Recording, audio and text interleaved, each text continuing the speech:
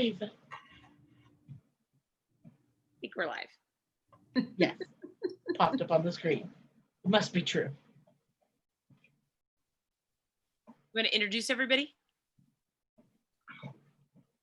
She didn't actually. I was gonna say, we didn't actually pick a person. Did we pick a person? We didn't pick a person. Mel, are you going to do it or do you want me to do it? If you want to do it, I'm talked out. I don't even have. There's Amy. Hey! In the nick of time. And Spike's butt. You didn't pick a person. Mel, are you going to do it or do you want me to do it? See, that's what. Okay, wait. You want to do it? There we go. What's up? I think I've got it. I think I could do it. Okay. Let's see. Can we do this? Here we go. Sorry, we've had a. This has been a crazy week, everybody. Said everybody of all of 2020. True. So between like I'm trying to go live on Zoom and it's asking me to log into Zoom and I'm like, but I'm in Zoom. How can I not be logged into Zoom if I'm in Zoom? I'm very confused. Okay. I'm Lori from the Twilight Lexicon. Thank you all for joining us tonight. I'm sorry that it was we had a little bit of a delay, some technical difficulties and last minute change ups. We had a plan and then some work things got in the way, and we're really thankful that Shelly stepped in like almost at the last minute. And so we've been helping her try to get ready for our discussion tonight. But I'm Lori from the Twilight Lexicon. You can find me on Facebook, on Twitter, twilightlexicon.com. Everything, all of my handles are Twilight Lexicon. Let me go around. Let's start with Mel. Hello, everybody. Where were they this weekend? Yeah, I've been talked out. So I am Mel. I am one of the hosts for the Ladies of Esme. I help run all of our social media, so you can find us Ladies of _ Esme on Instagram. We have everything linked through Linktree in our bio there. Or you can find me individually as Rosalie85 on Instagram or just Rosalie on Facebook and Twitter. I also do Twilight Tuesdays with Amy over there with Oh My Carlisle. And we do that at 7:00 every Tuesday night, usually 2 chapters at a time, currently rereading for the first time, Midnight Sun.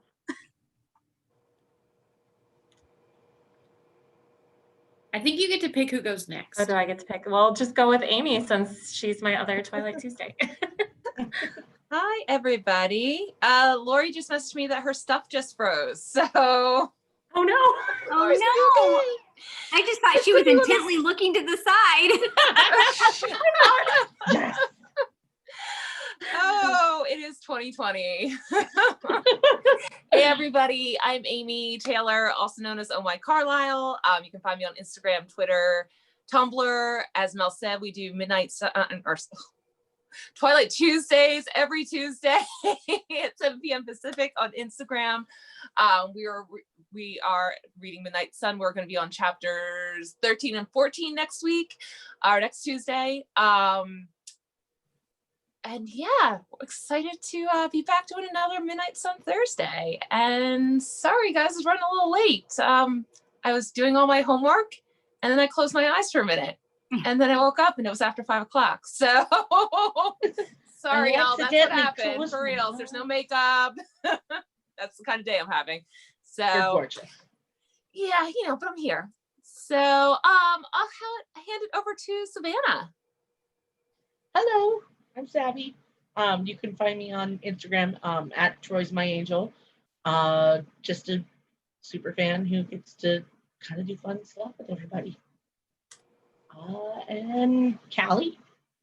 Hey, I'm Callie Ross, and I am one of the co-hosts for Twilight Series Theories, a podcast way back in the day. And now I'm totally momming hard and teaching all the time.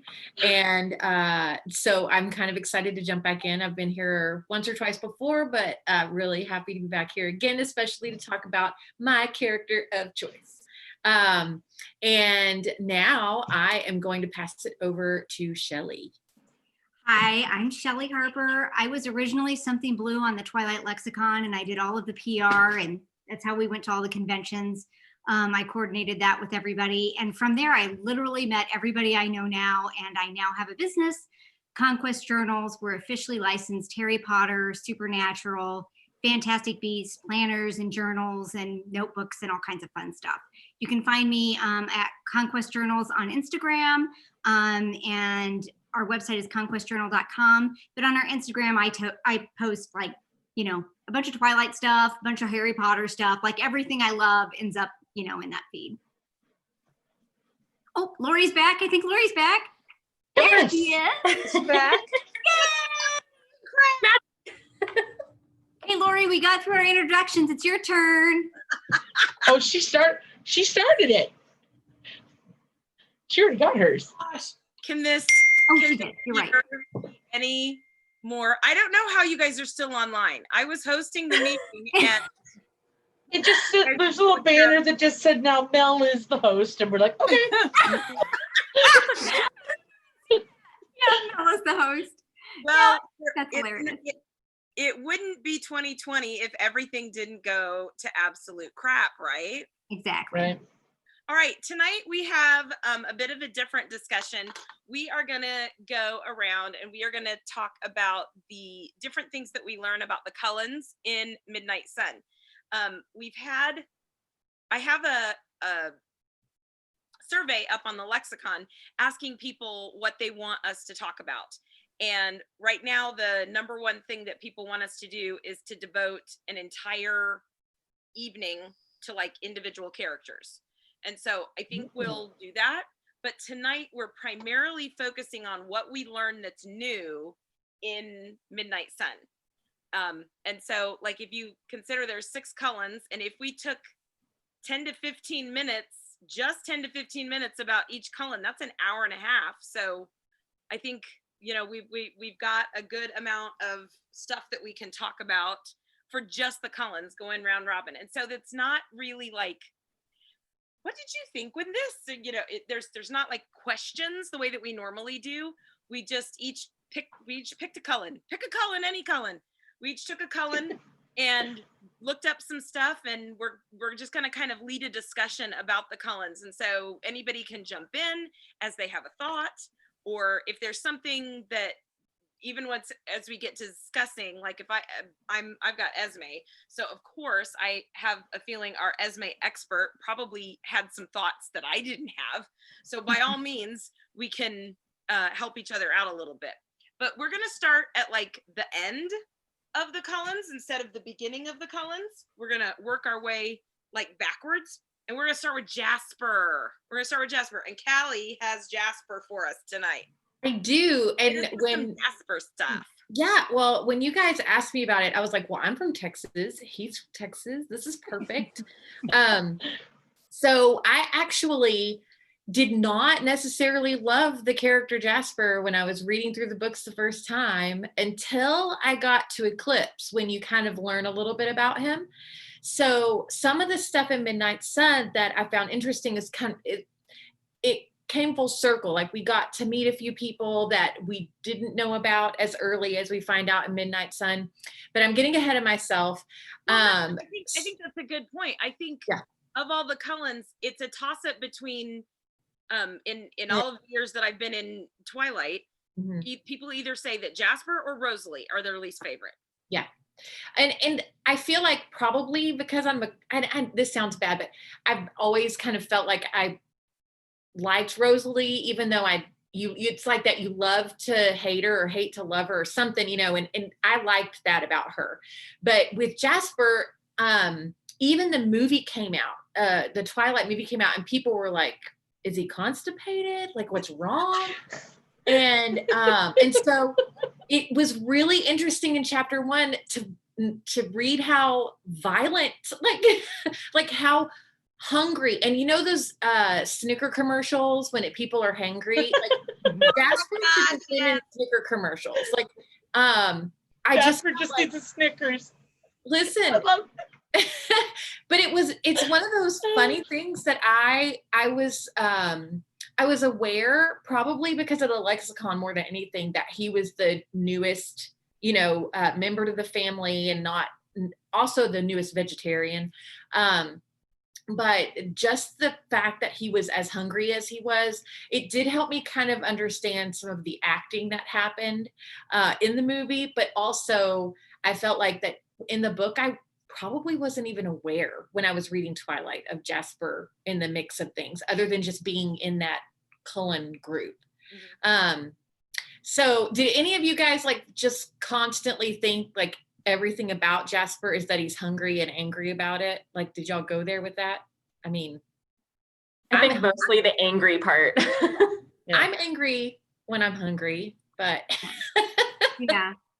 I really thought one of the things, and I'm sure you're going to talk about this, is I really thought seeing Jasper from Edward's perspective, like I had no idea that his powers were that pervasive. So it was a lot less. I mean, he was like pretty violent, but I guess I kind of always figured he was, but I feel like that learning that about him was so much more interesting. Mm-hmm. Well, and we learn about his history in Eclipse, and just the fact that he not only was violent as a vampire, but he fought in war, like in a war when he was a human. So it makes sense. But then the idea of even his emotions being so much a part of who he was. I think before we even hit record, we talked about how you look at Jasper and you think, okay, like he's, he just hates Bella. Like he just wants to kill Bella. But really that's his only option to get away from all of the emotions and feelings that everybody has about her. And so for me, I think in chapter 4, you see Jasper and Rosalie like really tag teaming almost like against Bella, like let's just get rid of her.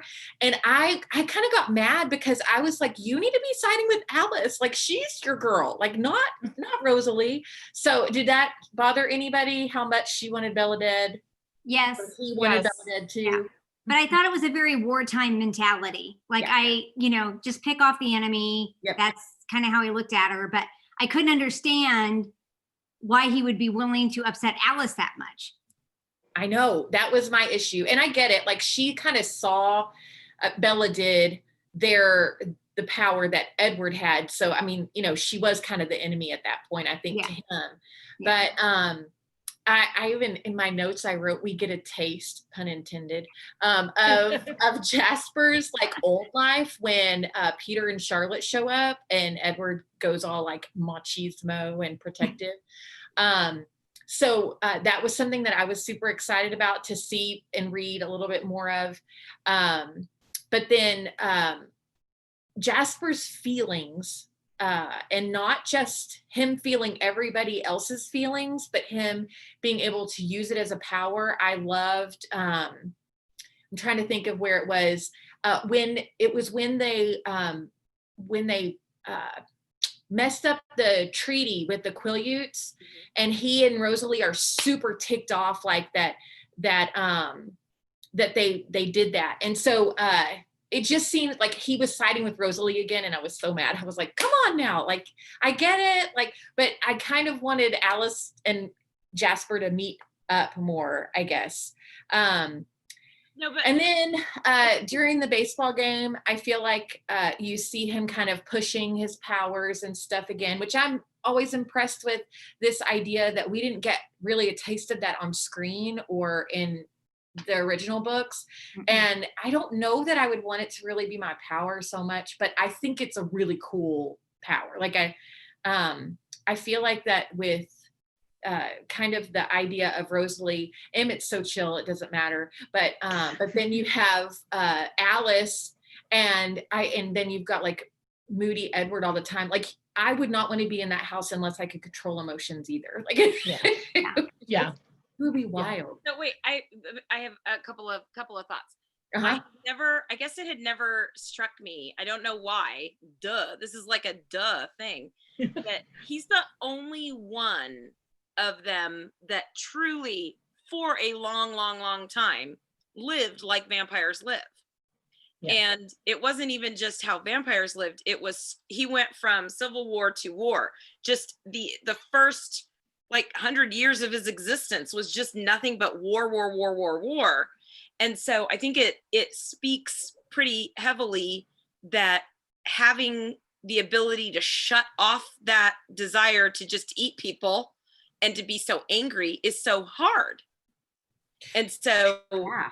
I mean in listening to you talk about how angry and how hungry he was, it makes so much more sense that way. And then about his power, it always did kind of tick me off that the movie like ignored it. But how do you act like you're changing people's emotions? Yeah, like more constipated. more constipation. They throw that line in there in New Moon. She's like, Jasper, no, nothing with the mood altering thing. Yeah. You know, so they like throw a line in there. And I'm sure if you've not read the books, people are like, what? Yeah. What did you do? Yeah, but we get a good glimpse of how he actually uses it in his home just to maintain his own sanity. Yeah. Think about how exhausting that is for Edward to be around and for Alice to be around. I mean, Alice loves him, so I guess she's okay with it. But I mean, the fact that they're like, Edward is constantly having to read his mind to see if he's going to attack somebody. It's like, oh my God. I mean, how many decades is he going to have to do that before Jasper gets his shit together? I don't know. Yeah. Well, and if you really think about it, like Jasper had to kind of be glad that everybody was more worried about Bella for a hot second. Right. They do talk about that for a little bit. So. He kind of got a break when she walked in, even though he was, afraid he was going to eat her. But I feel like it's kind of one of those weird things where you're right. Like they probably were constantly walking on eggshells around him. And then Bella comes in and then it's kind of like freedom, like, I might eat her, but she's, human and it's her fault, like it's not. And so might Edward. So we don't know. Right. Well, that's the thing. They I can't remember which chapter it is, but they talk about that in Midnight Sun when Edward's first going to go back into the same classroom as Bella. Like Emmett's hovering and Alice is hovering and they're sitting in the cafeteria and Jasper's like, yeah, just mentally he's like, yeah, man, it's great. This sucks. Great to be on you. Everybody hover. Yeah. Yeah. It's like, it's great that it's on you for a moment, not me. So no, he's a little smug about that. But I never really found anything personally new about the character Jasper in this book. Jasper is one of my favorite characters because I'm somebody who's super empathetic as well. So to kind of see on page that somebody else kind of really feels that and they're charismatic in their own in their former life, and I'm like, wow, okay, so I could have a superpower, if such stuff was real. But I will say the last thing about him that is interesting to me is that there is a little bit of character development that we see in Midnight Sun that we don't necessarily see in the other books. And it's because at the end of the story, he actually gets his crap together and can help Bella when she's all cut up and bloody. And that's something that I feel like is almost ignored at the beginning of New Moon. Like, and that's where I think that you're right. Like before this, I thought, okay, like it's Jasper. And then we got to Eclipse and I was like, okay, he's got something. And then in Midnight Sun, I felt like, okay, well, I should have known he had something before Eclipse. Like I felt like I got a piece of that, but I kind of understand why maybe we didn't get a piece of it because of the, I guess just the way that in New Moon, everything ends up turning out. And it's also so internal. It's Edward says it all the time that it's a very subtle, it's a subtle gift that he has.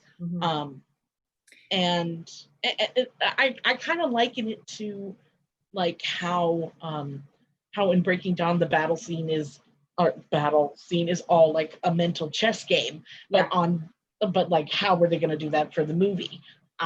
So it's all internal like that. So again, getting a little bit of inside view to it. I mean, that personally, I was like, oh my God, this is great. But like you guys were talking about how you were surprised at how angry he is, and that's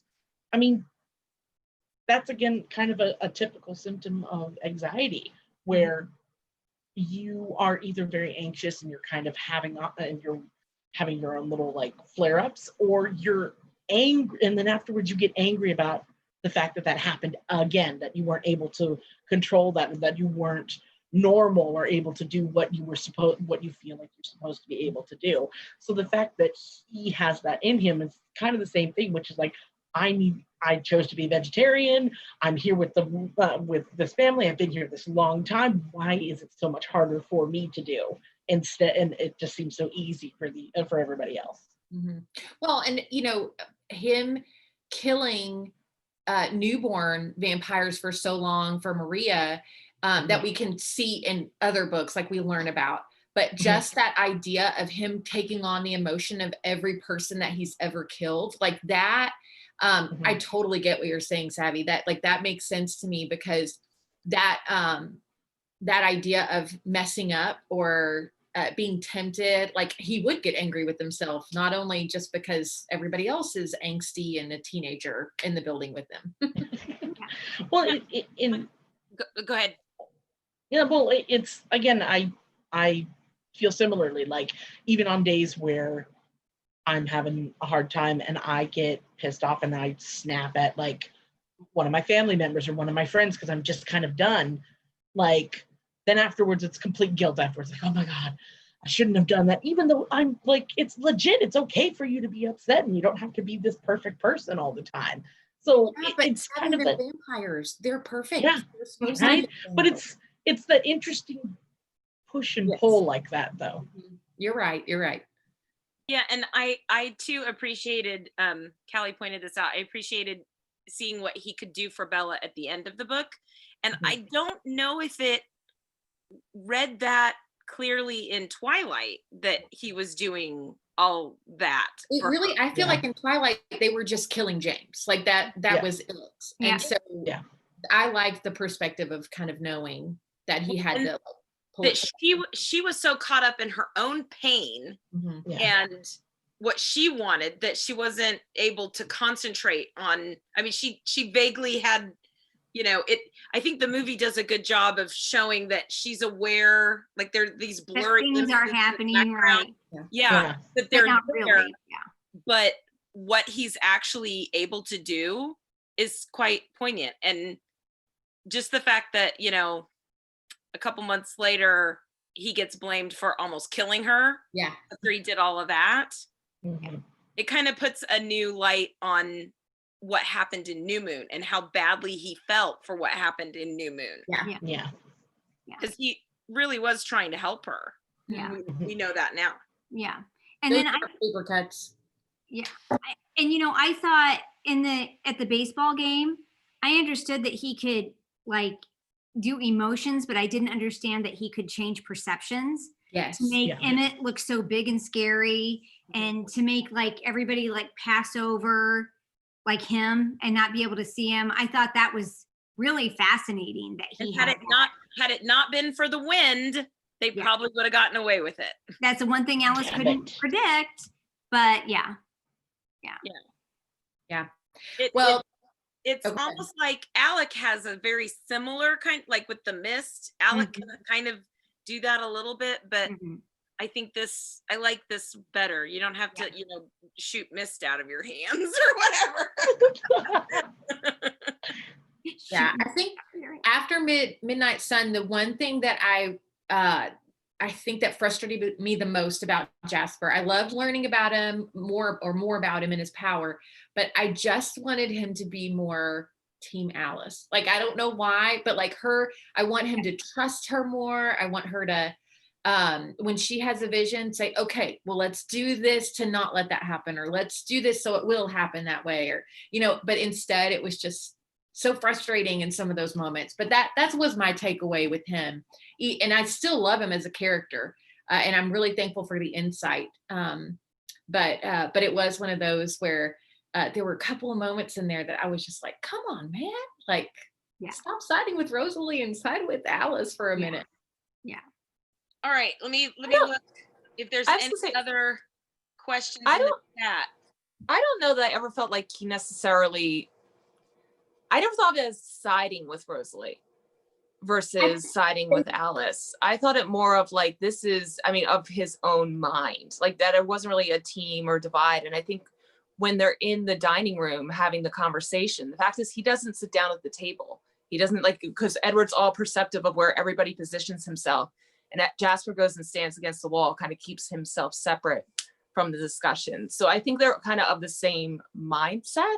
Yes. But I don't necessarily mean, that means that they're like completely aligned and like, we're going to stick together on this. Because even as Rosalie changes her mind, he's still like, no, I'm not changing it. And it's only when Edward like really goes up against him that he's like, oh, wait a second, there's something different going on here. And I wonder about the Alice thing.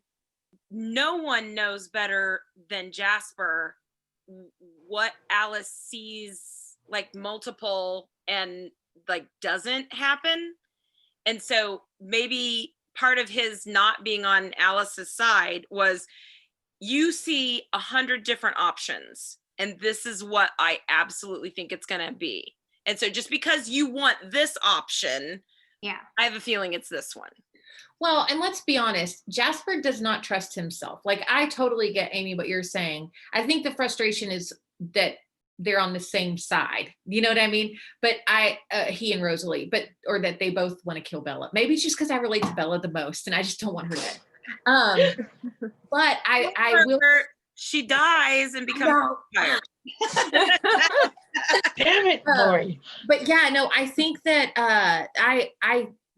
it's one of those where I just feel like that he doesn't trust himself, so there's no way he can really trust Alice, Rosalie, even Carlisle, even Esme, as much as he probably wants to. Until he would fully trust himself, could he really trust them anyway?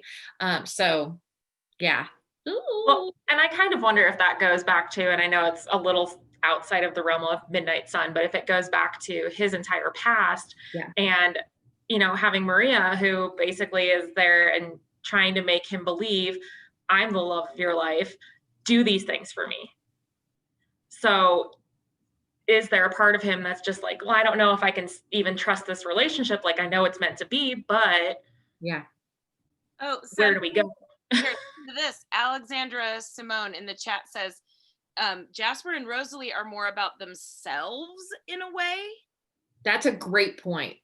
Than about other people. Even though Jasper like controls the emotions of other people, I think it is so that he for his gain.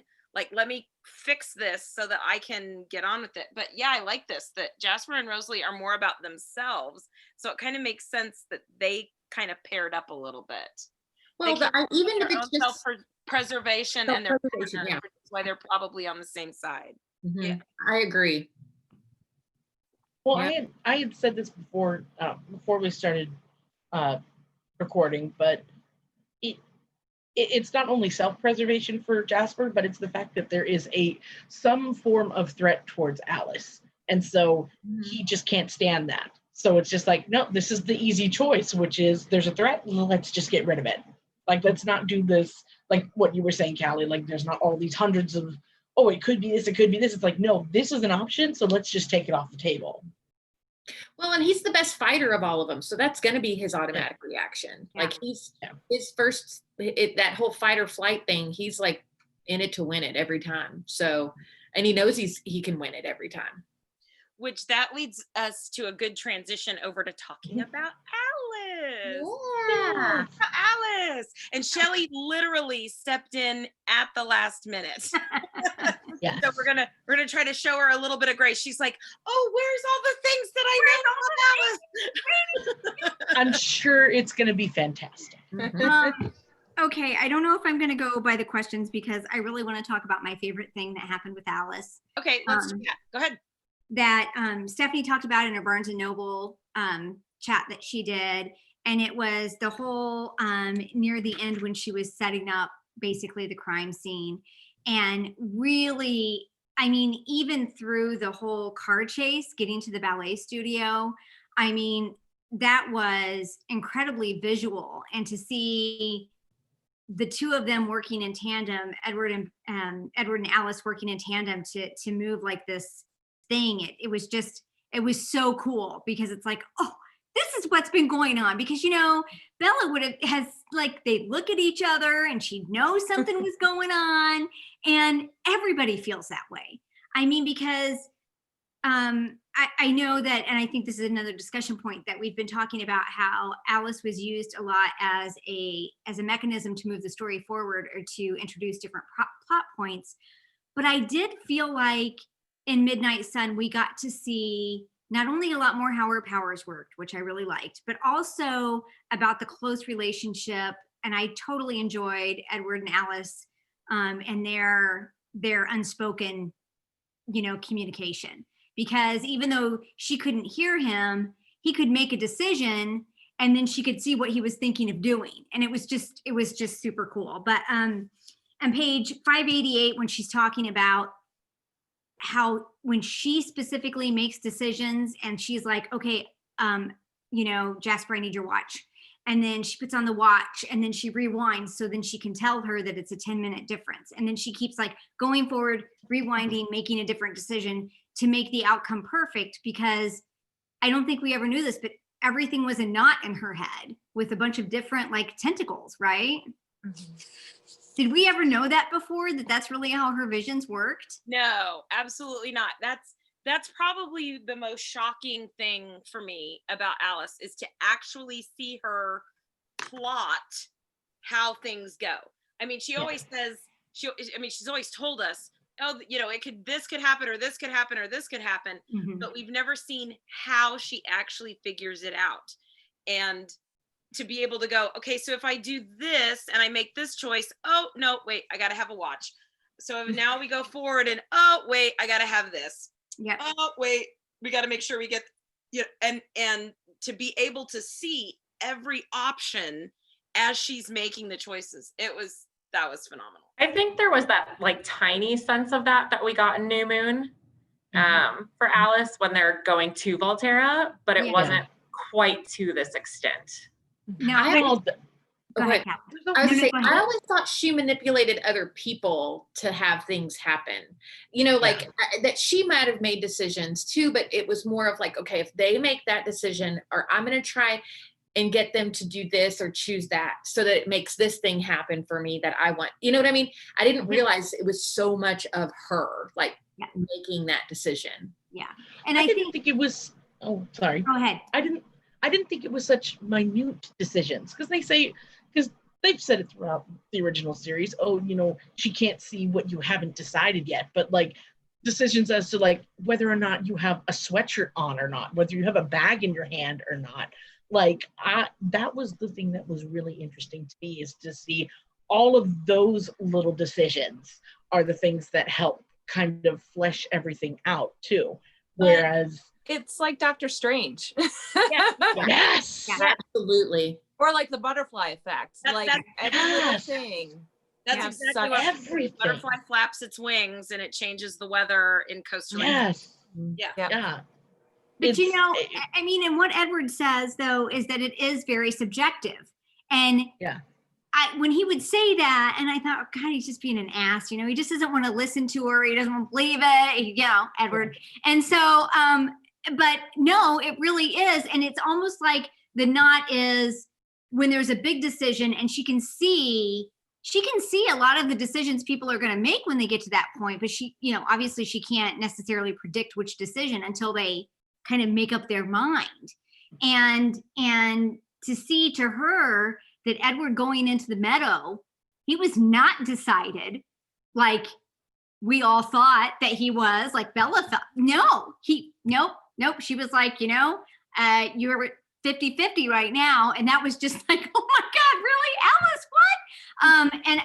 And that's what she's telling him, and he can read her mind. But then, like you said, Callie, how much of it too is a little bit of Alice manipulation going, well, Edward, because is she making him kind of see too what she wants him to see? Mm-hmm. And how much of that is in her power? Yeah. We don't really know.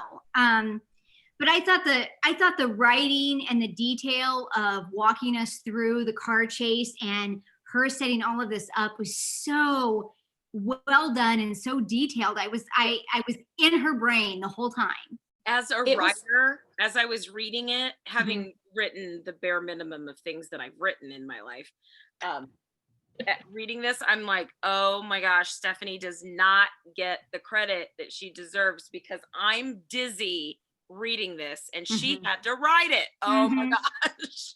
Well, and even when you read reviews and stuff after the book was released, there were a lot of people that were like, oh, like it was so long.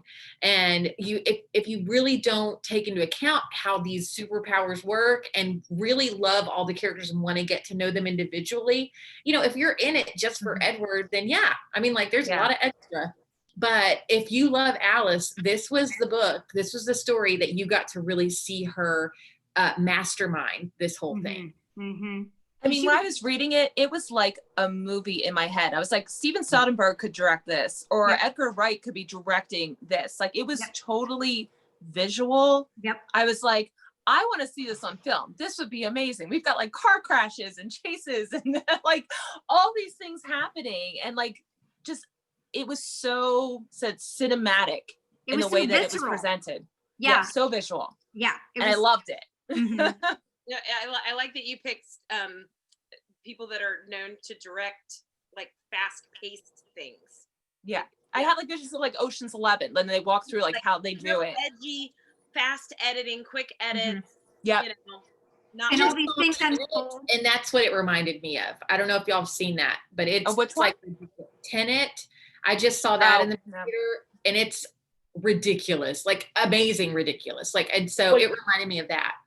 You have a movie theater that's open near you? Yeah, I was like, we don't have movie theaters open in Washington. Callie and I live in Tennessee, and like everything's open. Yeah, I mean, you have to sit like not every other seat, but like every 4 seats or something like that. But yeah, it's open.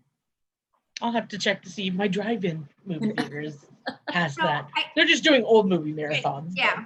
More on Alice. Anything else on Alice? More on Alice. I just want to say that as much as this is Edward's book, Alice is a little bit of the godfather with the strings, right? Yeah. Because Edward, as much as he's independent, he is very guided by her direction a lot. And I thought that was really interesting. And again, you know, developed their close relationship a little bit more. Could we have gotten more out of some of the stories behind her, even in Edward's point of view? I got to tell you, I feel like we really did delve into her point of view a lot because he was always looking in her brain. What do you guys think? I mean, I think there were certain parts where I was just like, okay, all she's there for is moving the plot forward, and I'm not getting exactly what it is that she's feeling necessarily or what she is actually envisioning. It's just what Edward is perceiving. So there were times where I'm just like, can we just like focus on her? Please, just that little bit of focus, like not, ooh, this could happen. Oh, but this could happen. Oh, but this could happen. But oh, it's like, I don't want it to happen because I'm Edward and I'm just a masochist. So that brings a good point, because in our discussion with Edward, when we were talking about that he's never had to try to understand anybody, he just does this speak to Alice, that she's never had to see what any of the like she sees all the choices and she's like, oh, well, I like this one, let's make this happen. The struggle, how much has she actually had to struggle, and does she know what she feels and wants because she sees all the options? Or is she manipulating Edward and she's gotten really good at it, so she's very like, because this is Edward's perception, right? So she's giving him the direction and the emotion she wants him to have. Not that that's necessarily what's going on inside her, but, if she's like, well, I'm going to love her too. She probably knows if, she pushes him or does anything this way, and she can probably see, like, if I show too much emotion, he's going to flip and do this, Well, I thought it was interesting, though, that she keeps saying to him about, like, can I talk to her yet? Can I talk to her yet? I'm like, don't you know when you're going to be able to talk to her? Or can't you see that in your... He has to make the decision to let her, right? So she's pushing for that decision. Yes. Is what you're saying. Yep. I will say, though, one of the things that bothered me a bit about this is that Edward is, in Midnight Sun, so forgiving of that that Alice, he's like, look, I know I'm asking a lot from you. It's okay. Not everything's you're not gonna catch everything. Things are gonna slip through. But in Eclipse, he goes off on her for letting things slip through. Like his change in mood and attitude toward her in that space, I just find really disappointing, I guess, in Edward. And also, like, why such a flip? Is it the influence of Bella growing on him so much that by Eclipse, he's like, screw my family. The only thing that matters is Bella. And I'm going to get really angry at her. Having lived 24 hours with the idea of Bella being dead changed everything for him. Yep. And so I think that's the difference, that he went a good 24 hours thinking she was dead. And so from then on, like, it doesn't matter. Yeah. I'm doing anything that I can to protect her. So that's the only way I can justify that, Amy. And the other thing is Edward, I mean, not to go on an Edward tangent here, but he does have competition in Eclipse that he didn't have before, which was all his fault anyway. So he's got this whole jealousy thing he didn't have before. Plus, like, he thought she was dead. There's a whole bunch of other more angsty stuff that happened to Edward between, like, Midnight Sun and Eclipse that, you know, he could be kind of a dick. Think about him chasing her around in the car that when she left he wouldn't have done that in, Twilight and Midnight Sun. I mean, he would have probably, but he wouldn't have let her know, but no, in Eclipse, he's riding up on the back of her car. So he's, yeah. Shelly, I'm so with you that Edward can be quite a dick. So But I want to go back to the line that you said. We were talking about this before we went live, when she says, I mean, it's very early in the book when she says, I'm going to love her too. Yes. Do you want me to find that for you? Yeah. And Edward says, it's like page 70. I mean, it's like it's page 83. It's 83. And he says, why are you doing this to me? I groaned. My head fell into my hands. I was not Bella's protector. I could not be that. Wasn't Alice's divided future enough proof of that? I love her too, or I will. It's not the same, but I want her around for that. Love her too? I whispered, incredulous. She sighed. You are so blind, Edward, which we all know. Can't you see where you're headed? Can't you see where you already are? It's more inevitable than the sun rising tomorrow. See what I see. See, so would he have fallen as quickly had Alice not pointed that out? I don't know. He didn't. I mean, I think that helped him, and maybe she saw that would help him. But because he goes into all of these internal, like, yeah. Do I love her? Do I love her? Yeah. Do I love her? And we're like, picking petals off a rose. Do I love her? Do I not? Do I love her? Do I not? Yeah. Like, I mean, leads to Alice's, can I talk to her? Can I talk to her? Can I talk to her? Yeah. He's like, I haven't picked the last petal off my daisy yet. Yeah. I mean, and did Alice, I mean, obviously Alice saw that he was like stalking her in her room every night. I mean, a vampire stalker, like he said, an obsessed vampire stalker. That was such a great line. And of course he was. And did Alice see that Bella was going to speak his name at night, and that would be the moment he would really, really realize it? Or, I think so. I mean, she must have, right? Yeah. And so she planted the seed in advance to say, so was that all orchestrated by Alice? All of that, Listen, we saw Breaking Dawn. We know she orchestrated this whole thing. She is actually the main character, and we don't know it. Right. She is. She's the one that left the notes for Bella and told Bella what to go do. She's the one that went and found Well. She's the one that shows Aro the potential. You're And birthday party. Yeah, she does it all. She's the puppet great. master. That's great. Why Arrow wants her. Yeah, the whole series is really about Alice, isn't it? Yes. She's side notes of these other people. Well, that's going to be my takeaway for my Alice perspective. The whole series is about her, so. Yeah. Someone in the chat, I remember seeing in the chat, Emily in the chat said, I used to think that Edward's power would be the most annoying to have to live with. Now I think it's Alice's. Oh. Ooh. I don't know. think- I mean, could he turn it off to not read Alice? I mean, that's the thing, is that he's not just reading Alice, he's reading everybody. Can you imagine living in a house with her and having to read her mind constantly? No, it would be so exhausting. I mean, everything that he does, I think that would be so hard. And I think, I mean, obviously it's, you know, it's one of the reasons he fell in love with Bella is because, you know, he couldn't see every petty, horrible thought she was having, you know, because everybody has them, right? And, you know, and to see, and to constantly live like that. But I guess one of the ways Stephanie explained it and Alice being able to do all of those things is how many, I think in Eclipse, it's when Edward is kind of explaining it to Jacob. And then we see when Bella becomes a vampire, obviously how much more her mind can deal with at a time. Yeah. So like Alice can be doing 10 things while she's, I guess, looking at 100 different futures, right? Yeah, Camilla Salazar in the chat says, I don't know how Alice's mind doesn't explode. Because we are feeble humans. And that's why we can't compend. The people in the But she chat has her limits too. They totally agree with you, Amy. They say Edward treats Alice really bad. In Eclipse? Yeah. Yeah. Edward can be a dick. I'm sorry, guys. I love Yeah. him. Nope. Bad, I'm so with you, Shelley. Yeah. All right. We're gonna move on. And we're gonna go from the puppet master to the chill master. We're gonna talk about Emmett. We're gonna talk about Emmett. And that's Savvy.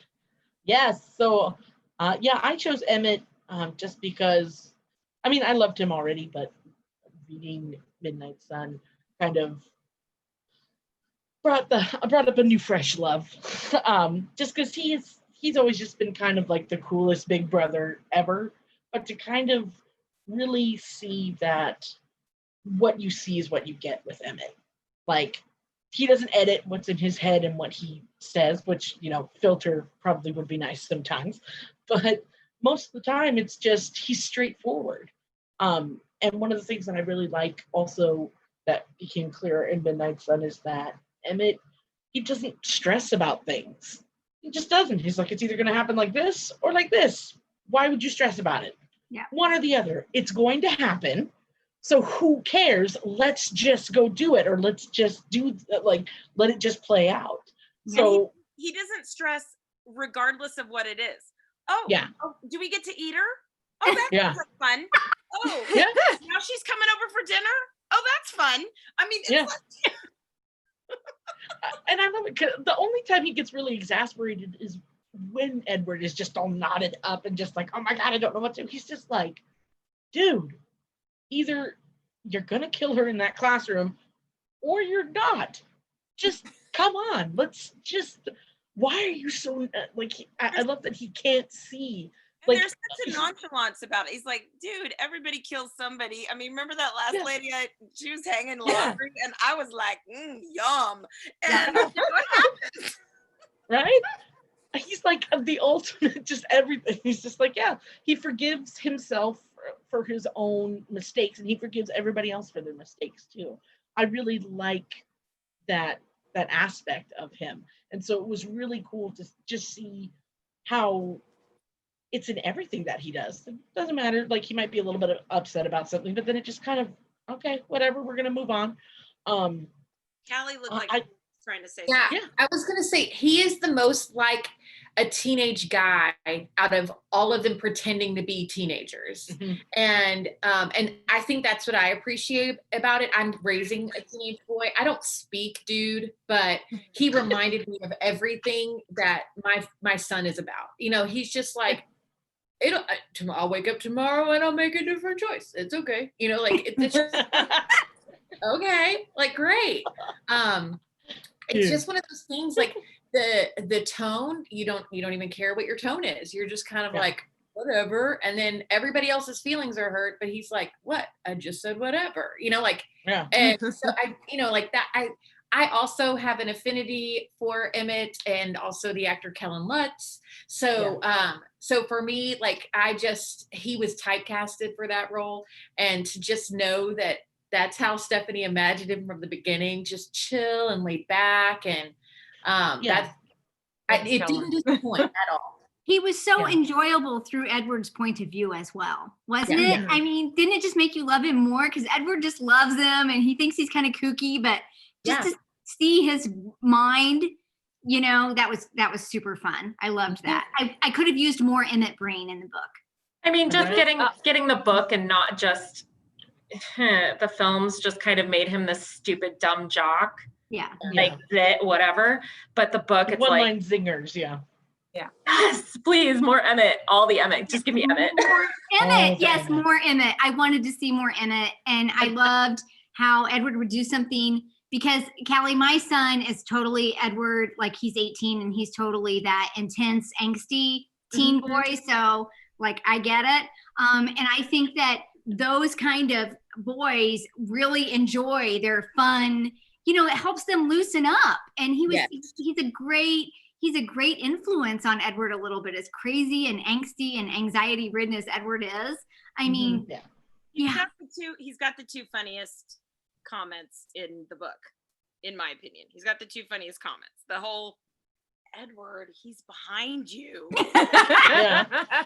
That whole thing. I love that when he was ad-libbing.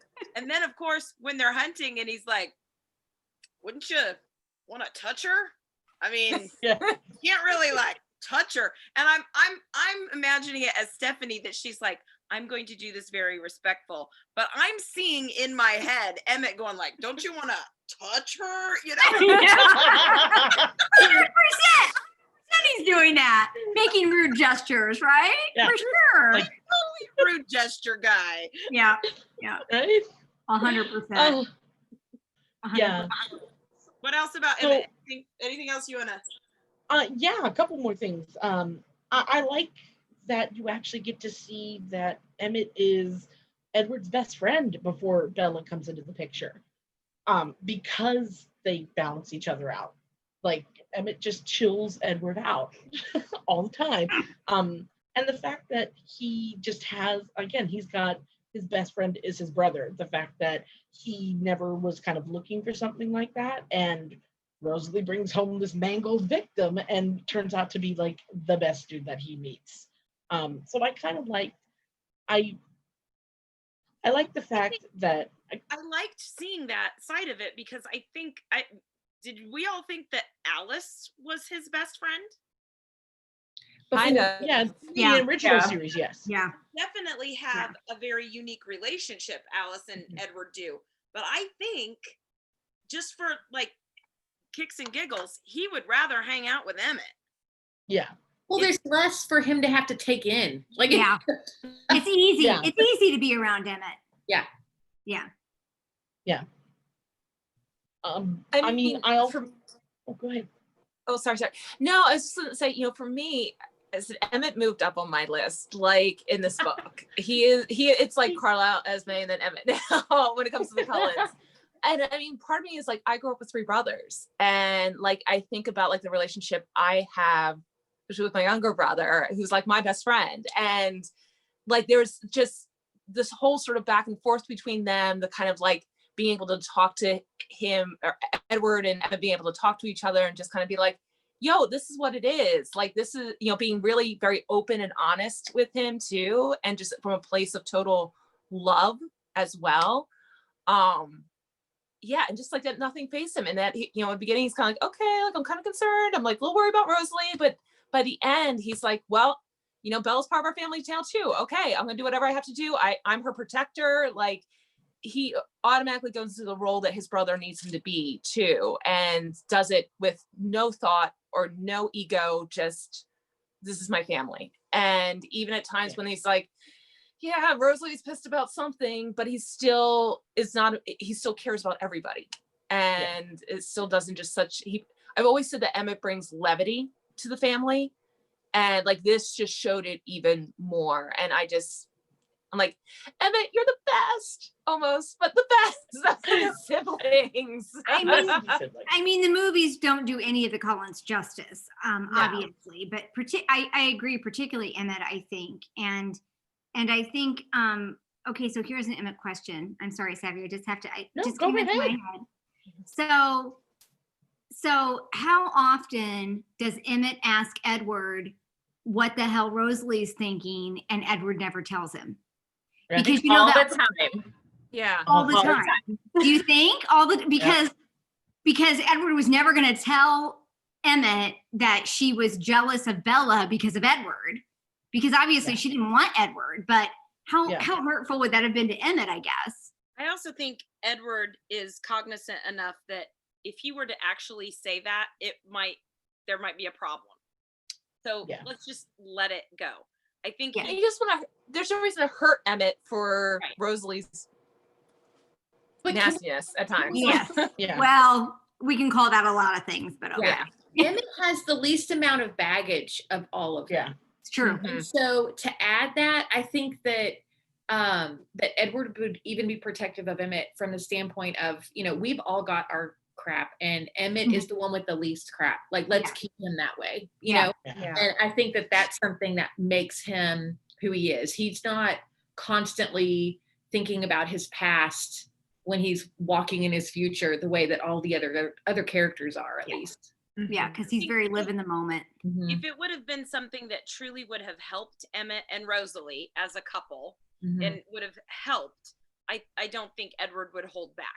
But in the instance of why is she so pissed off at all of this, that gets Emmett nowhere. And he asked several times. He asked several times in the book, which I thought was interesting. Yeah.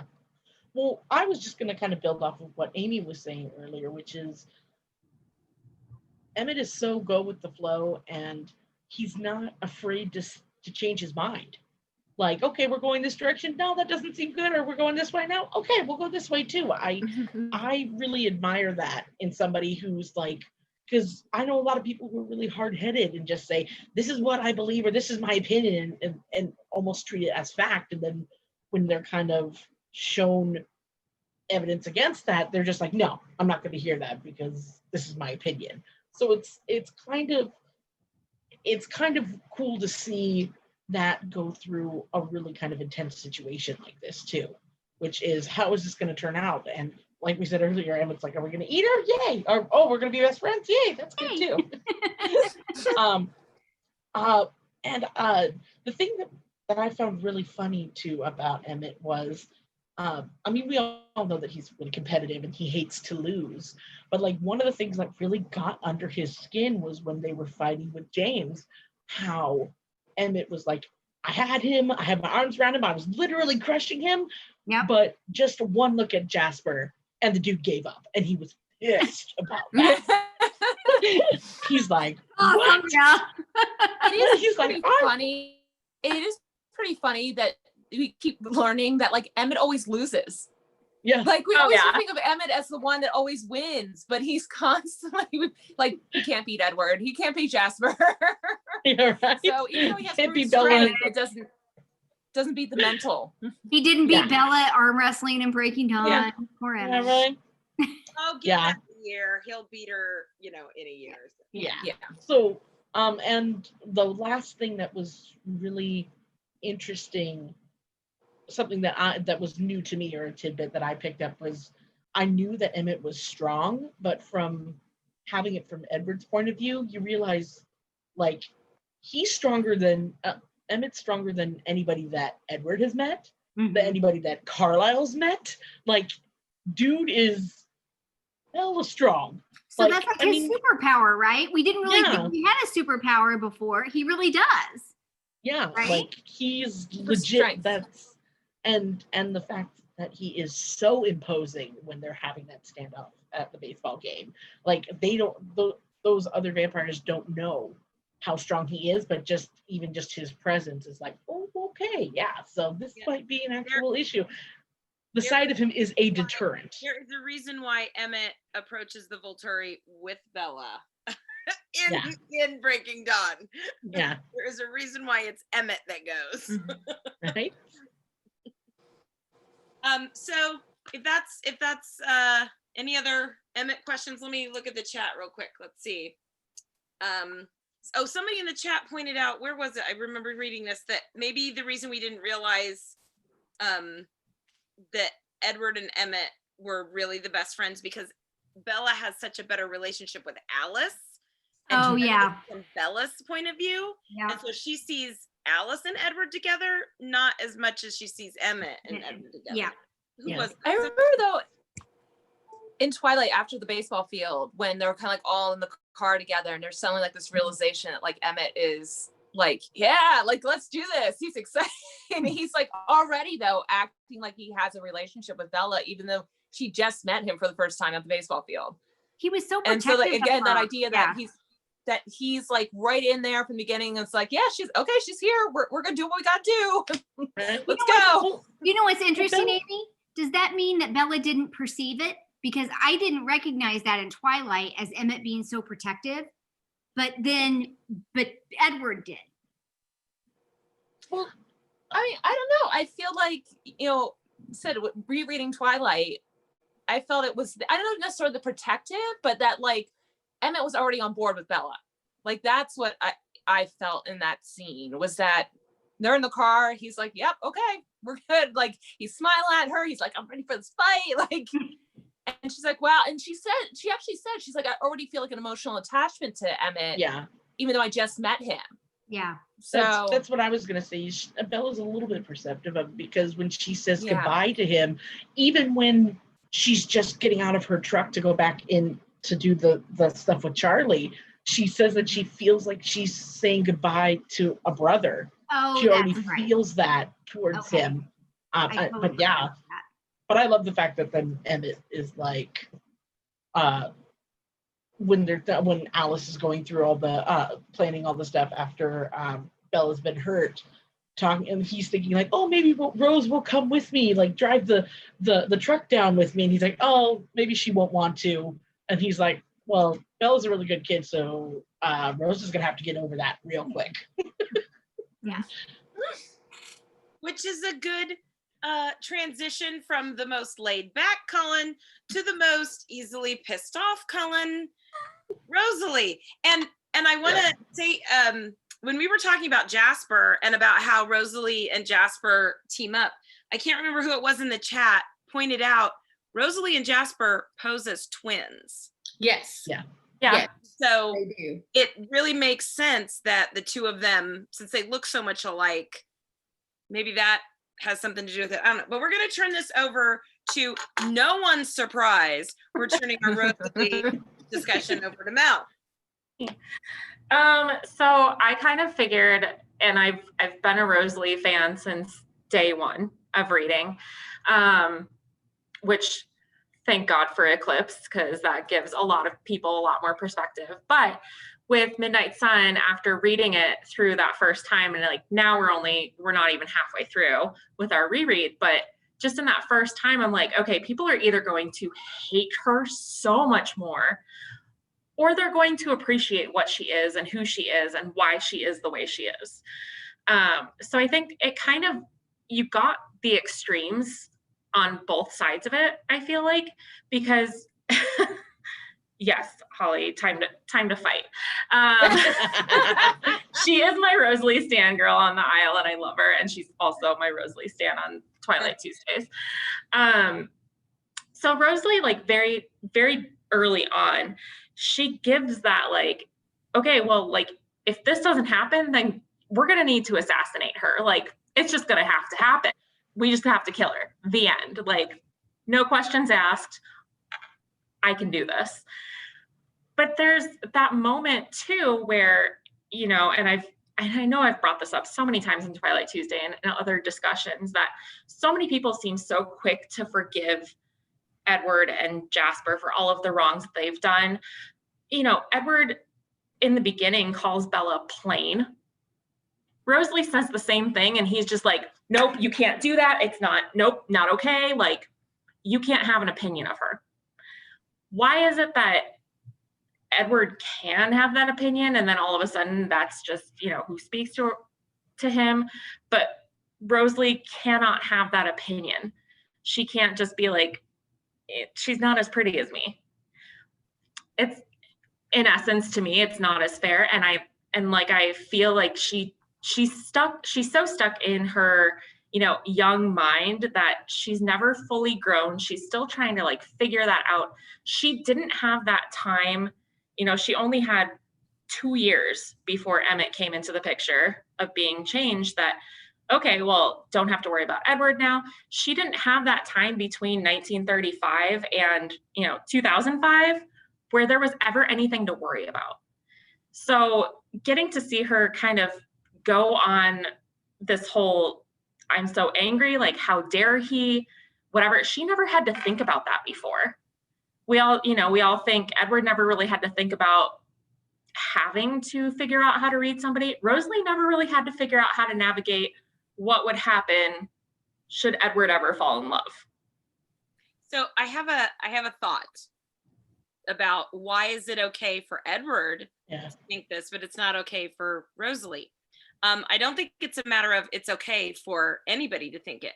I think it's a matter of this is a book that primarily is read and discussed by women, and we don't like women knocking down other women. And I maybe I'm wrong, but is there a tendency, let me ask it this way, is there a tendency for I'm not some massive beauty or anything, to hear this gorgeous woman that seems to have it all knocking on some other woman, it gets my hackles up a little bit of those snotty girls in school. And that's where my brain goes as a girl, those snotty girls in school that I just can't stand. And so by default of bringing my own baggage of being picked on by snotty girls in school who are so much more beautiful than I will ever be, I'm putting that off on Rosalie as a character. I don't know, maybe, am I wrong? I think you're onto something, but I also think we have to take into consideration the era that Rosalie grew up in. And like you said, she didn't quite grow up all the way. But I remember the way that my grandmother spoke about her looks and how important that was, because she needed to get married. She wasn't going to college. She was lucky if she would find a good husband that would get a good job and she could have babies and raise that family. And I feel like that we are so caught up. And again, part of it is like pushing stereotypes on someone. But I also feel like that we forget Rosalie's heart was to have kids and to be a mom and a wife. And so I think that's, like, it's one of those things that I have a heart for her. It's kind of like you have to have a little bit of a villain. So she ends up being that person, but it's only because Bella can have everything that she can't in her mind now as a vampire. Yes. So this is, as I was going through this, I actually noted this. So Rosalie kind of gets all up this bug up her butt about like, how dare Bella want to give up her human life. Rosalie was ready to kill her. Yeah. No, you're right. She was ready to murder her like that. So I'm like, okay, Rosalie, it is. She's going to be dead either way. But she was willing to kill her. She wasn't willing to make her a vampire. There you go. But she was still taking away her choice. Yep. Yeah. Whether she was dead or a vampire, I mean, that was very, very hypocritical to be like, well, I want to kill her. Well, why doesn't she want her life? I mean, it's like, yeah. And then I don't think in her mind, and I know, like, obviously whatever Stephanie says, that's what's truly canon. But look, I make my own canon out of this. Stephanie even said she doesn't like her own character. So whatever. But I think that there's that little piece that death is not necessarily, I mean, yeah, she doesn't get a choice either way, but she's either deciding like, you get the end, or like, you don't get to be one of us, because that's what's going to happen 50 years from now, where death is final, becoming a vampire is not. So there's that little kind of quip inside of me that thinks like, yeah, she was also not giving her a choice, but she was letting it slide in a way. Well, and we also have a lot of discussion from Rosalie, especially on that somebody's found out things in the past and they've had to clean up a mess. And I would love to see that story.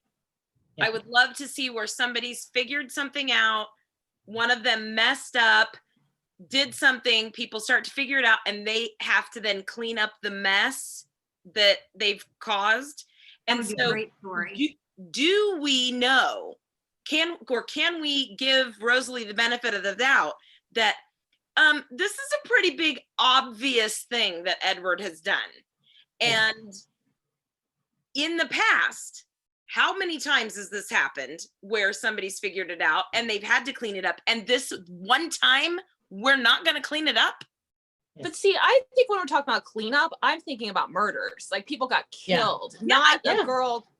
I think there probably was. Do you think there probably was? Yeah. No, so what I'm saying is in this case though, nobody died. It wasn't a matter that, oh, I screwed up and ate that person and now we've got to clean up. It's a matter of this girl's still alive and she hasn't done anything wrong. Mm-hmm. She's an innocent person who just happened to be in this situation. Okay, so I have two Rosalie contentions about that. So first of all, I want to say about what Callie said. I think that Rosalie, did she have this loving mother's heart who wanted a beautiful husband to love and children? I don't think so. I think she just wanted to look good doing it all. Yeah, before she was brutalized. Like, let's put that into perspective. Yes. Before she was brutalized. Yes, absolutely 100%. And then the other thing I thought with the whole plane thing, Mel, and for me, it was less of a woman thing, because I do find that like grinding, but that's just because of the time we're in now. My feeling is it's almost like my sister would say, like, I can beat up on my sister, but you better not touch her because she's the best thing in the world. So I think that's where I think Edward was at. Like, I can call her plain because I'm trying to like ignore her and not really like her, but don't you call her plain because no. I mean, I think I think it was less about womanhood than it was about Edward being a jerk again. I also think of it as this. When Edward said it, it was in passing. Like, what? Like, everybody's all excited about this. Oh, here's this girl. Oh, she's plain. She's not somebody who stands out of the crowd. When Rosalie and he called her the girl for chapter, just the girl. Yeah. But Rosalie said it vindictively. Like, I'm beautiful and she's plain. And she's using plain instead of the word ugly. So she's using it as like, she's using it as an insult. Whereas it was just more for Edward just to be like, well, she doesn't stand out. She's just plain. She's just there. Like, she could have been any girl out of the crowd there.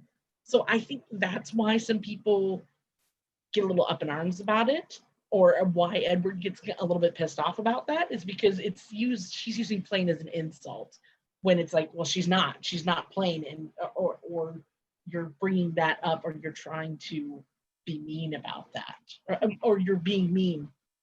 But then why does Edward want to kill Mike Newton for his thoughts? Because he's jealous, because he's a boy. Everybody does. Yeah.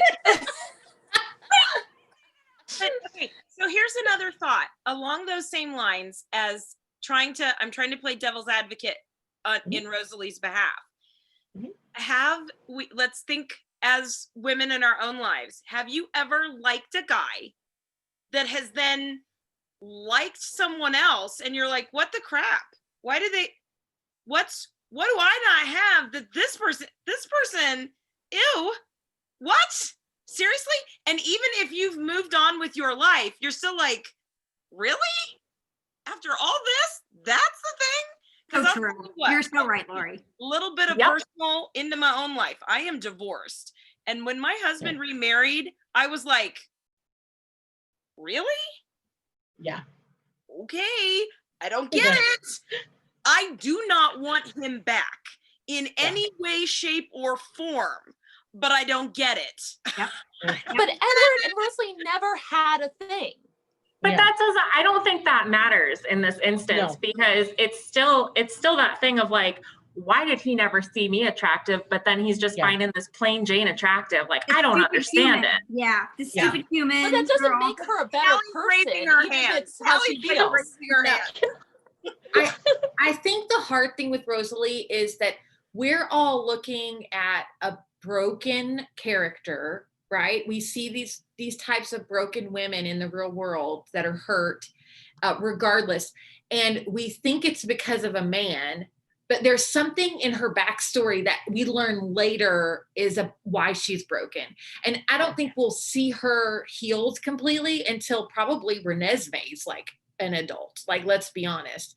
And, you know, like that story for her playing out, but and over time. But I feel like the hard part is we kind of, as women, like you were saying, Lori, we kind of attack, you know, that Mel, you put it to, like, we think, you know, that's how they might treat me, or I might treat someone else.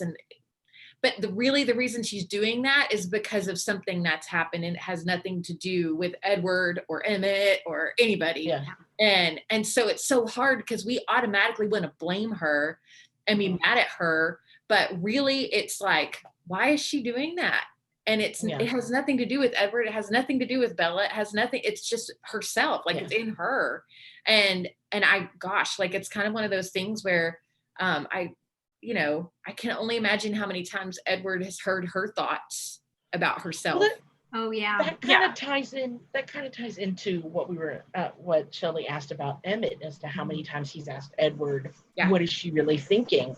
And that can kind of color kind of the character, or how much character Edward has, which is, that's none of your business. It's none of my business. I shouldn't be hearing it either. But because of this ability that I have, I do. So that's why I'm not going to tell you. If she wants to tell you, that's her prerogative. If not, then that's fine too.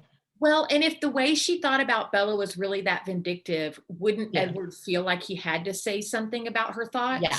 Like he had to know it was something in her that she was dealing with, that maybe it was coming out against Bella, but it really didn't have as much to do with her as protecting her family and making sure. And again, I'm like going out on a limb here for her, but it's one of those where, you know, like, I want to think the best, that, you know, she just has struggled and had a hard life, and she wants to make sure that their family's not disrupted, that it's not something that's gonna put them in danger as a whole.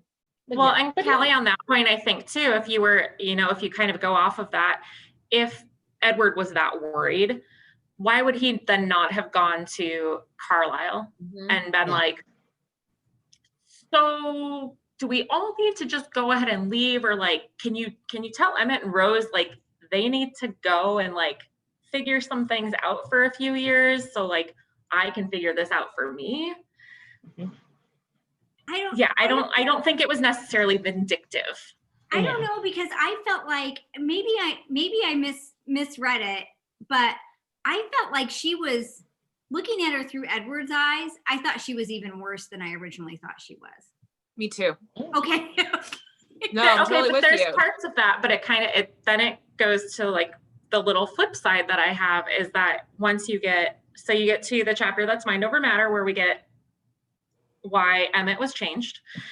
And you get that piece of Rosalie that's just so terrified and so in her own thoughts and in her own head. I mean, she's only technically just out of being a newborn, but you get that softer side of her that's just like, please, like, somebody do something, somebody help, somebody do, like, I don't know what to do. I don't know how to feel this.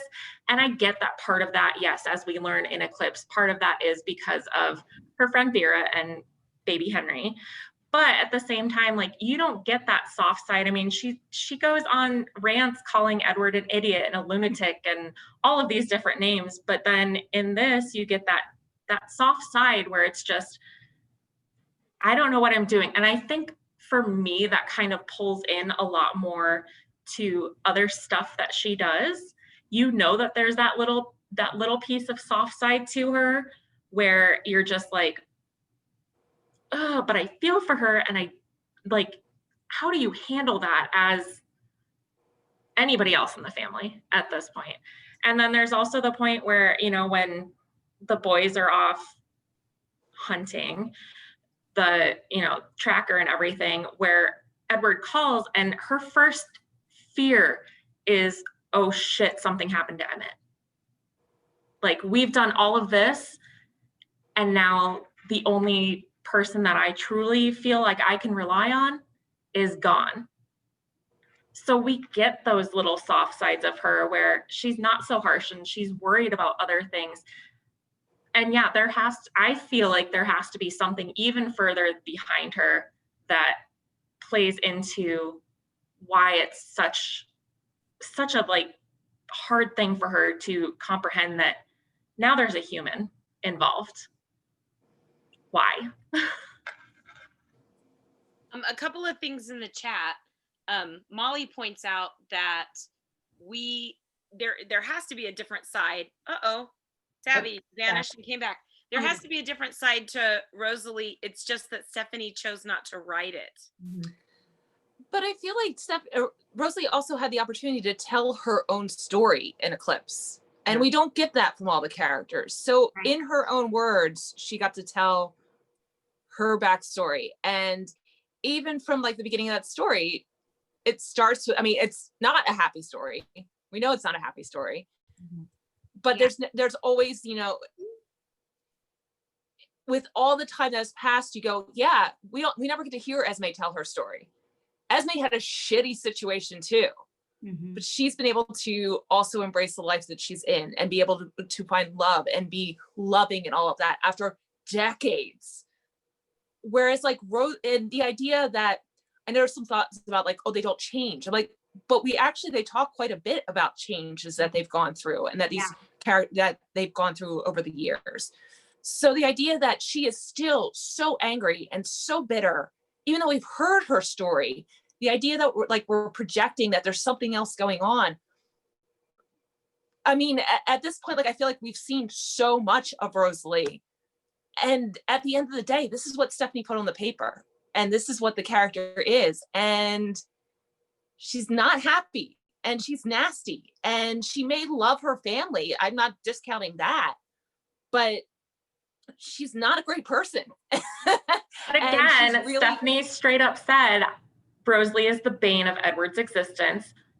Ergo, she really just doesn't even like her own character. And I'm sorry, but if you had every single family member in there that had, you know, is getting their happy ending, and all you have left is maybe Jasper kind of dealing with that conflict of like, I'm angry, but I'm also hangry, you know, like, then you don't have somebody else who gets to be the villain within their own family. And no offense, but then I feel like this would have been really boring. Like everybody got along. No, Yeah, like everybody just got along. And, you know, if Rosalie wasn't even there, Jasper would be in his own world. We don't know. That could have totally changed what his story was too. It could have changed, you know, he just went along with whatever Alice said. So not having somebody that's that conflict, sorry, it would have been really boring. Well, yeah, and we all know Rosalie, like we all know someone that it's just they don't pick happy every day. You know, they don't necessarily pick to get over stuff. Yeah. And so I feel like there are those people. So it makes sense that there'd be one, you know, in a family as big as theirs. Yeah. It's, again, I'm not taken up for her in any shape or form. I just am trying to understand from her perspective. And that's one thing, like, I think if it had been written in a different time, Rosalie would have been that one girl that was on Instagram blasting people and then would have to apologize like every other day. Like, so she wouldn't apologize. Yeah, well, you know, kind of like, I'm going to delete the post, but everyone's already seen it. Sorry. It would have been one of those apologies. You're good. Yeah.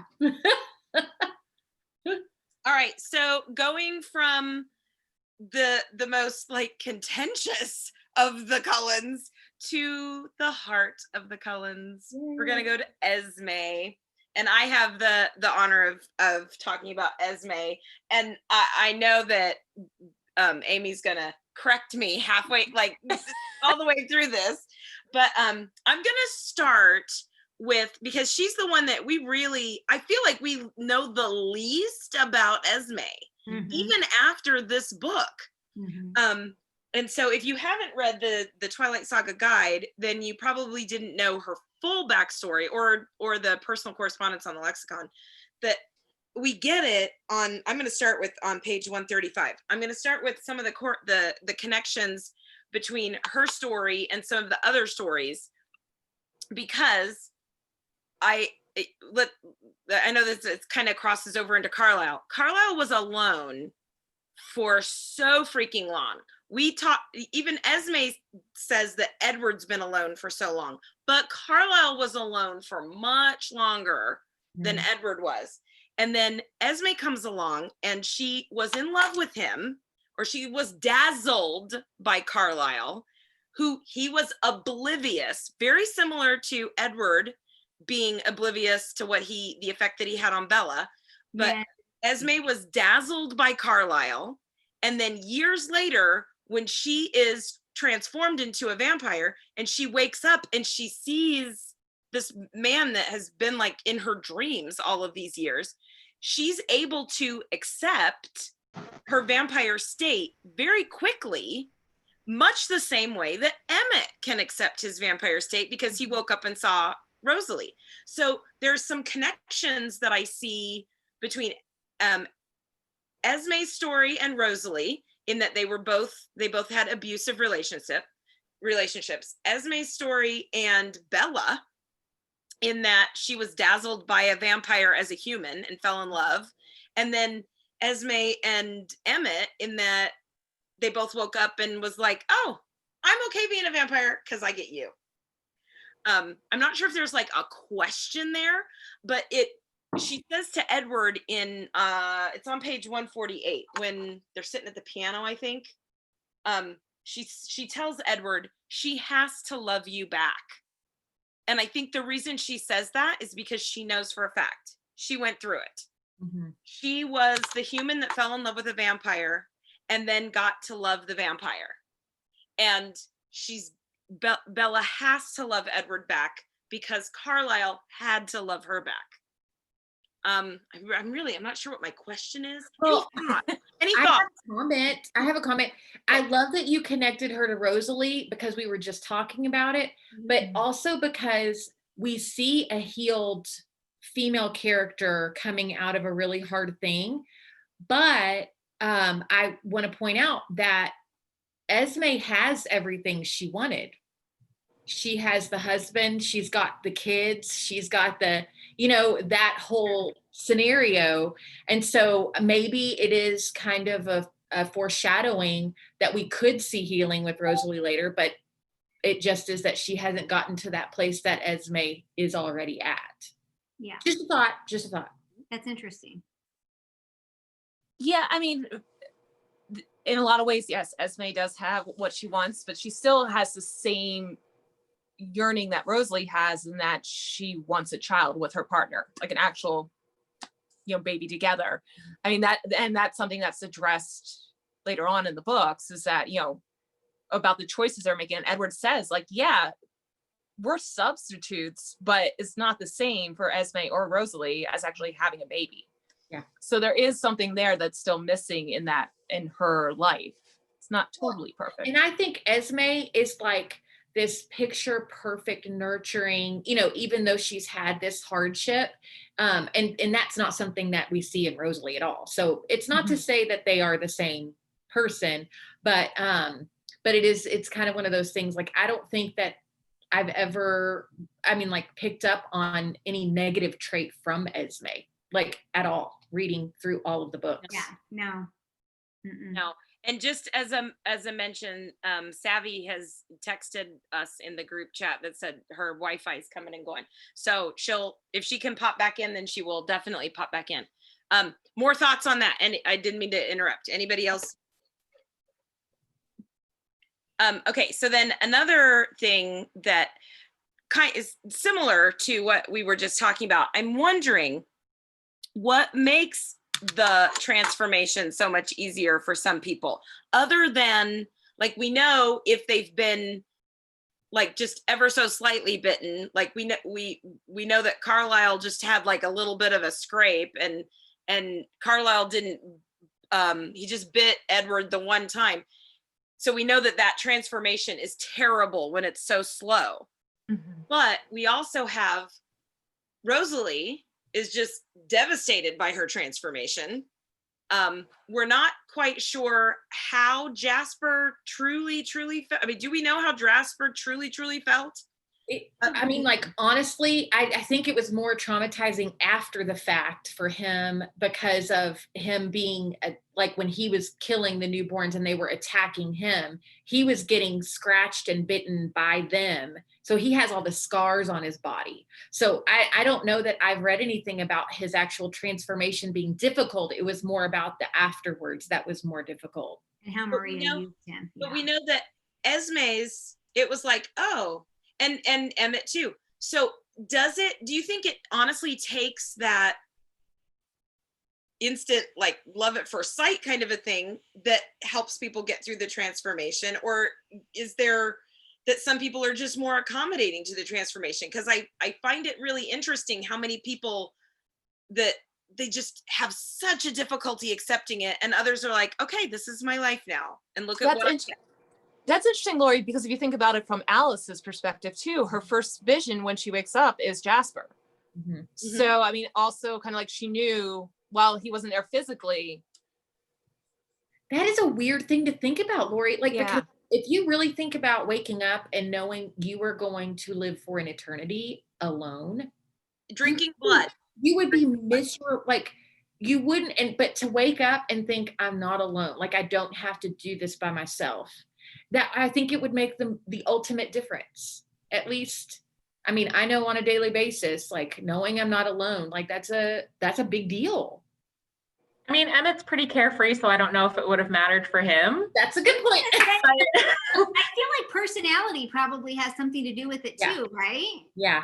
I mean, not that it makes it like certainly less painful, because I think there's a like biological reason, you know, in Stephanie's canon that it was more slow and painful, right, for Carlisle and Edward. But and they said that, you know, ultimately it really didn't end up being an indicator for the physical level of pain as to how they ended up. So I think part of it has to be predicated on maybe their personality and where they were in their life, that they were ready. Like Rosalie she was not, you know, like Esme was in an abusive, horrible relationship and she was choosing to die. Mm-hmm. And, you know, Rosalie was, you know, brutally, you know, raped and everything and left for dead. So I don't know if maybe it's the mental state going into the change that happened a little bit. Because, you know, Emmett was just like, you know, wrestling a bear. I mean, he was having a good time. And then he comes out and he's like, hey, you know. So maybe part of it is your mental state going into it. I mean, Esme had just lost her child, though. That was, you know, the decision was made because she thought she'd gotten past this abusive relationship.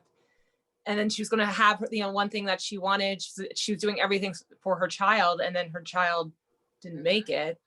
And that's what, you know, so her mental state was pretty bad when she jumped off a cliff. It was, but she didn't want that life anymore. Mm-hmm. Regardless of, she didn't want that life anymore. And Rosalie wanted that life very badly, and it was taken from her.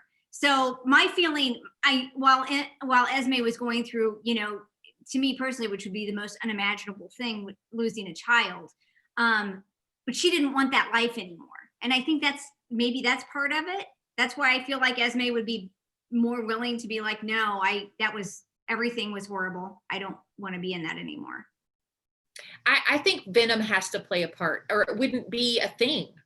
You know how it has to, the amount, or maybe even who it's coming from. I mean, I don't know. But I don't know why it would be an issue, the venom, at least, you know, because if you're going to turn, no matter how much is in you, you know, like then you have to ask yourself, well, then what's the importance of it and how much is in someone? So maybe that has something to do with how they turn out. I don't know. A couple of other things that stood out to me for Esme. I love when she clears the house so that Edward can have it quiet. I mean, it is such a mom thing. She clears the house so Edward can have it quiet. And it made me start to wonder how naturally she thinks of them all as her kids, and they think of her as mom. We know that at the beginning, she and Edward posed as a brother and sister. When it was just the three of them, she and Edward were brother and sister. I'm wondering how easily and quickly it fell into the, you know what, you're more like my mom than my sister. Yeah. I don't know when that decision, I mean, did they make a conscious decision, or did it just, it seems to me like it would have just happened because she has those natural motherly instincts. Thoughts? I mean, I think from a relationship standpoint, when you look across the relationships across the family, I think at times it's also what do I need them to be in that moment? Yeah. While Carlisle and Esme are often the parents, you see at times where, I mean, in Breaking Dawn, Carlisle is Edward's best man. Like I was just thinking about, like we talk about Emmett being his best friend, but really, who did he choose? Mm-hmm. His other best friend. And even like so I think at times probably Esme, while he sees her as mom, there's probably in the past too, and even probably in the present, there's times he looks to her as a female, like somebody I can talk to, a friend, a sister. Like I feel like they can all kind of play roles there depending on what they need and when. Well, I thought it was also the reason why they posed as brother and sister, Esme and Edward were brother and sister, just because it was the three of them and the time that they were in. It just seemed more acceptable if there were like a married couple and then somebody of the immediate family, but of the opposite sex that would travel with them or be with them. I think that was more acceptable than having really young parents with an older looking child. Adopted. Yeah. I mean, and originally Edward, when it was just Edward and Carlisle, like Edward was supposed to be the brother of Carlisle's deceased wife. Yeah. Yeah, I think that's right. But then also when Edward leaves and goes off and lives his true vampire life and kills all those people, when he comes back, he refers to, I mean, because that was old times. That was like old, what is that, like the 20s or the 30s? That was still old times. When he comes back, he's coming back to his mom and his dad. Yeah. Yeah. He's already thinking of them as mom and dad. Yeah, I mean, I think he's always kind of put them in that status, but just because they're in that status doesn't mean that's like when they're changing up the family dynamic. It doesn't mean, I mean, I don't think like when he was pretending to be Esme's brother, he felt like her brother. I think he's always kind of had her in that, like he's always felt maternally towards her. Or she's, but however that. Yeah, and it's just the perception that they have to give out to everybody else as opposed to what is actually going on behind the scenes. Yeah. And there's another, like, and maybe it's the mom in me that just gravitates to the mom in Esme. When they're discussing, her first priority would not be what was right, but me. Yeah. Esme's first priority wasn't what the right thing to do is, but what is good for Edward. And I mean, that is such a mom. And that's what I was going to say, Lori. I really felt like I was really kind of surprised by the depth of the mother-son relationship that they had. I couldn't have imagined them pretending to be brother and sister, because the way he thought of her and the way she presented, her mind to him was such a mother-son relationship that, I couldn't see it any other way. I don't really have a lot of questions about Esme, and obviously I don't think anyone argues the point that Esme is the heart and soul of the family, and that she's like so pure and good. So I don't think there's like an argument we can really pose for Esme. And she's such a homebody. I wonder where does that come from, like her abusiveness, the abuse that she went through, that she just wants to stay home and make the most beautiful home for herself, and she might make some beautiful homes for other people, but she just wants to stay home. She doesn't go out like all of the rest of them. She's just content to be home. She doesn't even have her own car. She stays home. Does she have any kind of a problem controlling it? Did you get that tenor from when Edward said she didn't go around, she wasn't as comfortable with people? I mean, she had to have lost it once, because we know that they've all tasted human blood. So she had to have lost it. They haven't all tasted human blood. Well, except for, yeah. So we know that she had to have, because of those comments. Yeah. Well, That Rosalie hasn't. When Bella comes to the house the first time, and Edward's noting about like Esme being shy, but I'm like, we also talk about like how like her strength is like to love passionately, and I'm like, passionately is a word that people use with me, which, you know, get excited about things, but I feel like that's part of it. Like when you're someone who is like passionate, there's a bigness to it. So I kind of find that a little bit of a contradiction. And also the fact, like, we know that Esme went to school, like she has degrees, like, so she hasn't just always been staying at home. Now, maybe that's the situation in Forks. We know that she got invited to a classmates' family's garden party or something too. Because I guess garden parties happen in Forks, but that there's still, like, as much as she's kind of like in that moment home, like that, the whole, oh, she's just always at home. I don't think it's always been the case. It just is what is happening now. I don't mean to say like she's not, what is that called? Agoraphobic? Yeah. No, I don't mean to say that. She is more content to stay home, whereas like the others want to go out and live their lives and do things. And she's very content just to be home. Yeah, she'll go out. Yes, she like got an education and that kind of a thing, but she'll restore a house. She just wants to be She'll go to Home Depot, make wall art out of graduation caps.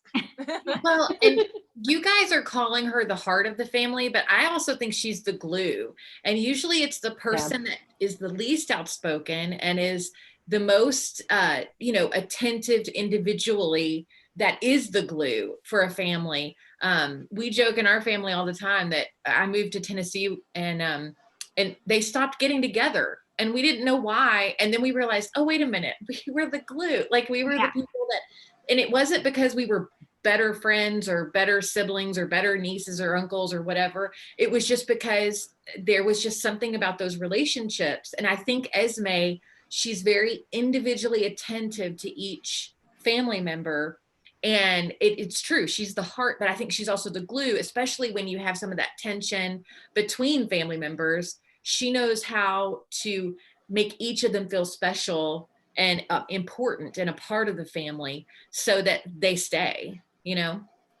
Well, and I kind of wonder if, based off of Stephanie wrote Rosalie, who's very outspoken, she is the way she is. She's that one piece that's like all up in your face. I don't know a better way to put that.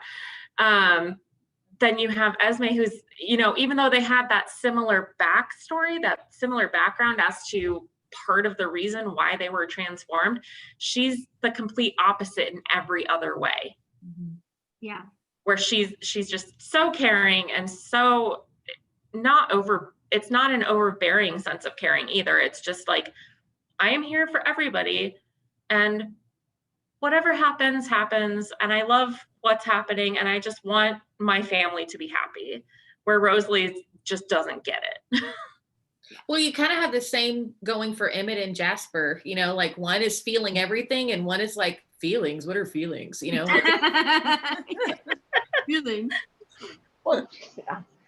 There's one other thing that pertaining to Esme that just because I'm the sucker for the romance, if I could have any story, any book told to me, it would be Carlisle and Esme's first 6 months together.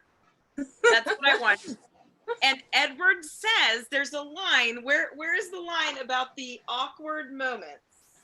I'm like, oh boy, I'd really like to read that book.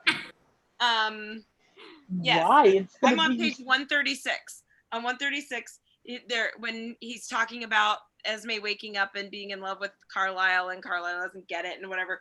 And then he says, there's just a few moments of easily overcome awkwardness, all smoothed out with a little help of some mind reading. Nothing so awkward as this. I would love that. Like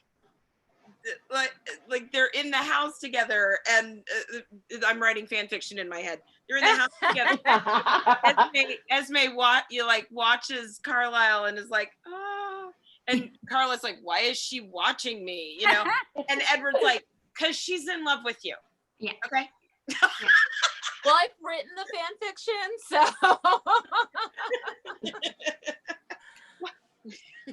Right. So, which that like spirals into Carlisle. But to no one's surprise, we're going to turn this over to, oh my Carlisle, Amy. Well, one last thing on Esme. So I will say the one thing that again, still, we never got in Twilight, and never really got put in here either, is that we never actually get in any of these novels that Esme was married in her human life. Yeah. And to me, that's always kind of like it's a huge disservice to her backstory. That the only way we know, the way I found out was the correspondence with Stephanie Meyer on the Twilight Lexicon, and I've been like, fangirling over Lori and Shelley and everybody ever since. So, yeah. So Carlisle. So, here's just like a thought, and kind of like as we've been talking about all this and listening to all this, what's really interesting is I was thinking about Carlisle. It's all Carlisle's fault. Yeah. Yeah. no. Remember, it's all Carol's fault. Oh, it's all Carol's fault. It is all Carol's fault. That, like after 5 books, not clean, I'm talking about Brie Tanner, an official guide, 5 movies. We all have had this sort of headcanon of who we think these characters are through Bella's perspective. And there are things that, like in this, that I think we're at times a little bit rejecting, because we have our headcanon of who we think these characters are. And, then something else comes along, and I'm not talking about life or death, that's not canon, but something comes along that adds to the canon that we're like, wow, I disagree with that. So like the example I was thinking of was Harry Potter and the Cursed Child. The whole, like, if you've read that, if you've seen it, there's a moment very early on in the show where Harry Potter says to his middle child, like, there's times I wish that you were never my son. And like, that is like, you were like, there's no way, knowing this character, that I would ever think this. But this is now what has been allowed to be included in the canon. And I think that's, caused conflict for people, whether it's Rosalie, or in some cases there would be things with Carlisle, where I was like, that's not what I would have, or like Esme being shy. Like, those are things that I'm like, I would have not have thought about it that way. But now that is part of who they are as established by the people in charge. I'm not gonna say J.K. Rowling, because she didn't actually write Cursed Child, but in this case, Stephanie Meyer. So there was this, there's moments that I absolutely am like, I can't love Carlisle more. He is so wonderful. He is so like, how could you, if you didn't love Carlisle before, how could you not love him? But then there's moments where I'm like, Carlisle, yeah, you're blinded by Edward. Like your Edward filter is way off. Do you think that's because Edward was the first?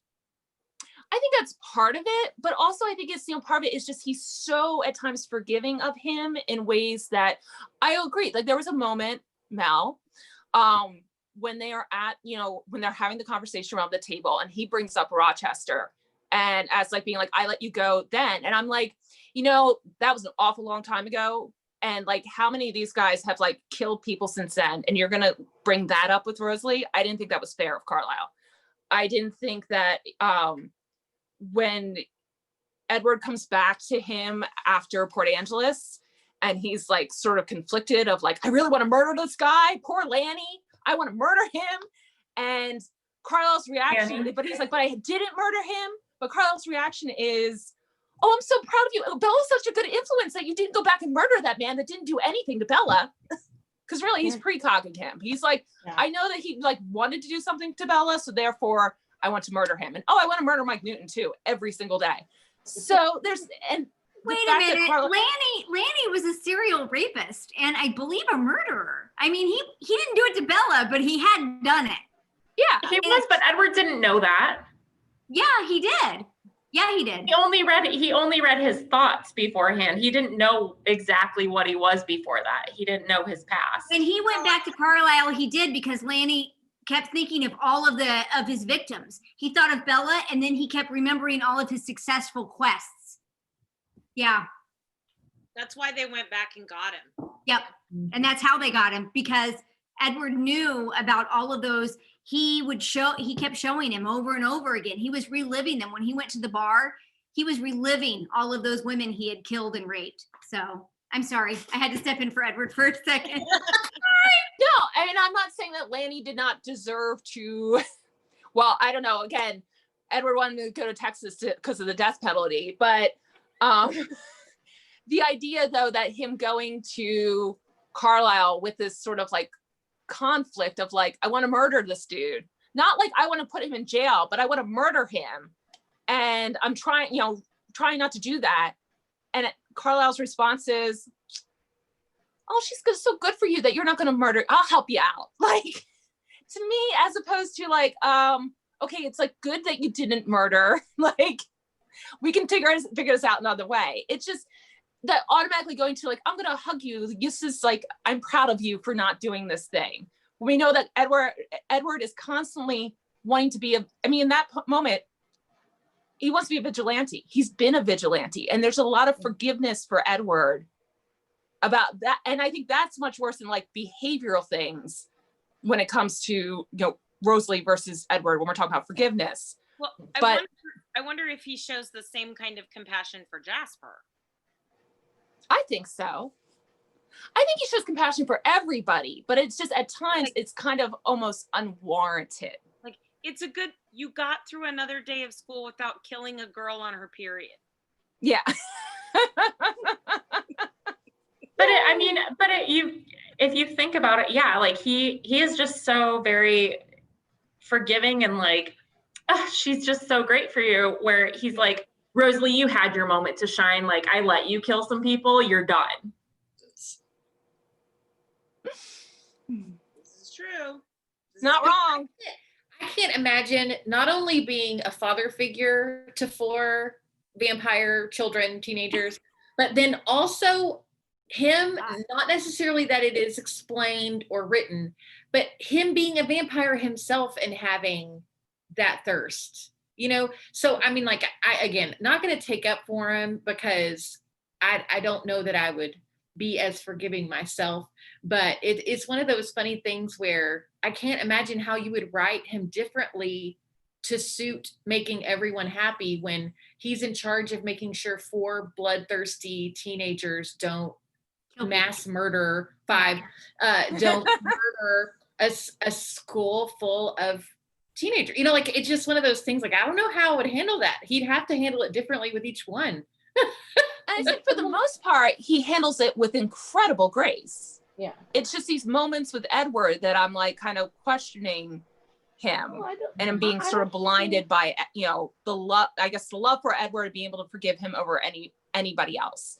But for the most part, what is amazing about Carlisle, we'll go the other way now, is that he does handle everything almost over everything. He has moments with such grace, and that he's able to balance this being a father, being a husband, being a leader of a coven, being a doctor, and that he's able to kind of shift through all of these things and still be able to just be like, wow, I love my situation. And in all of that, again, we're going to go now to, one of those things that bothered me, because I was like, I don't believe this to be true, is that, Edward's having a conversation with Emmett about Rosalie and about Rosalie wanting to be human. And that Emmett's kind of like, yeah, I know she would give me up in like a second to be human again. But he puts Carlisle in that list, that like Edward, Carlisle, and Rosalie would give up everything to be human again.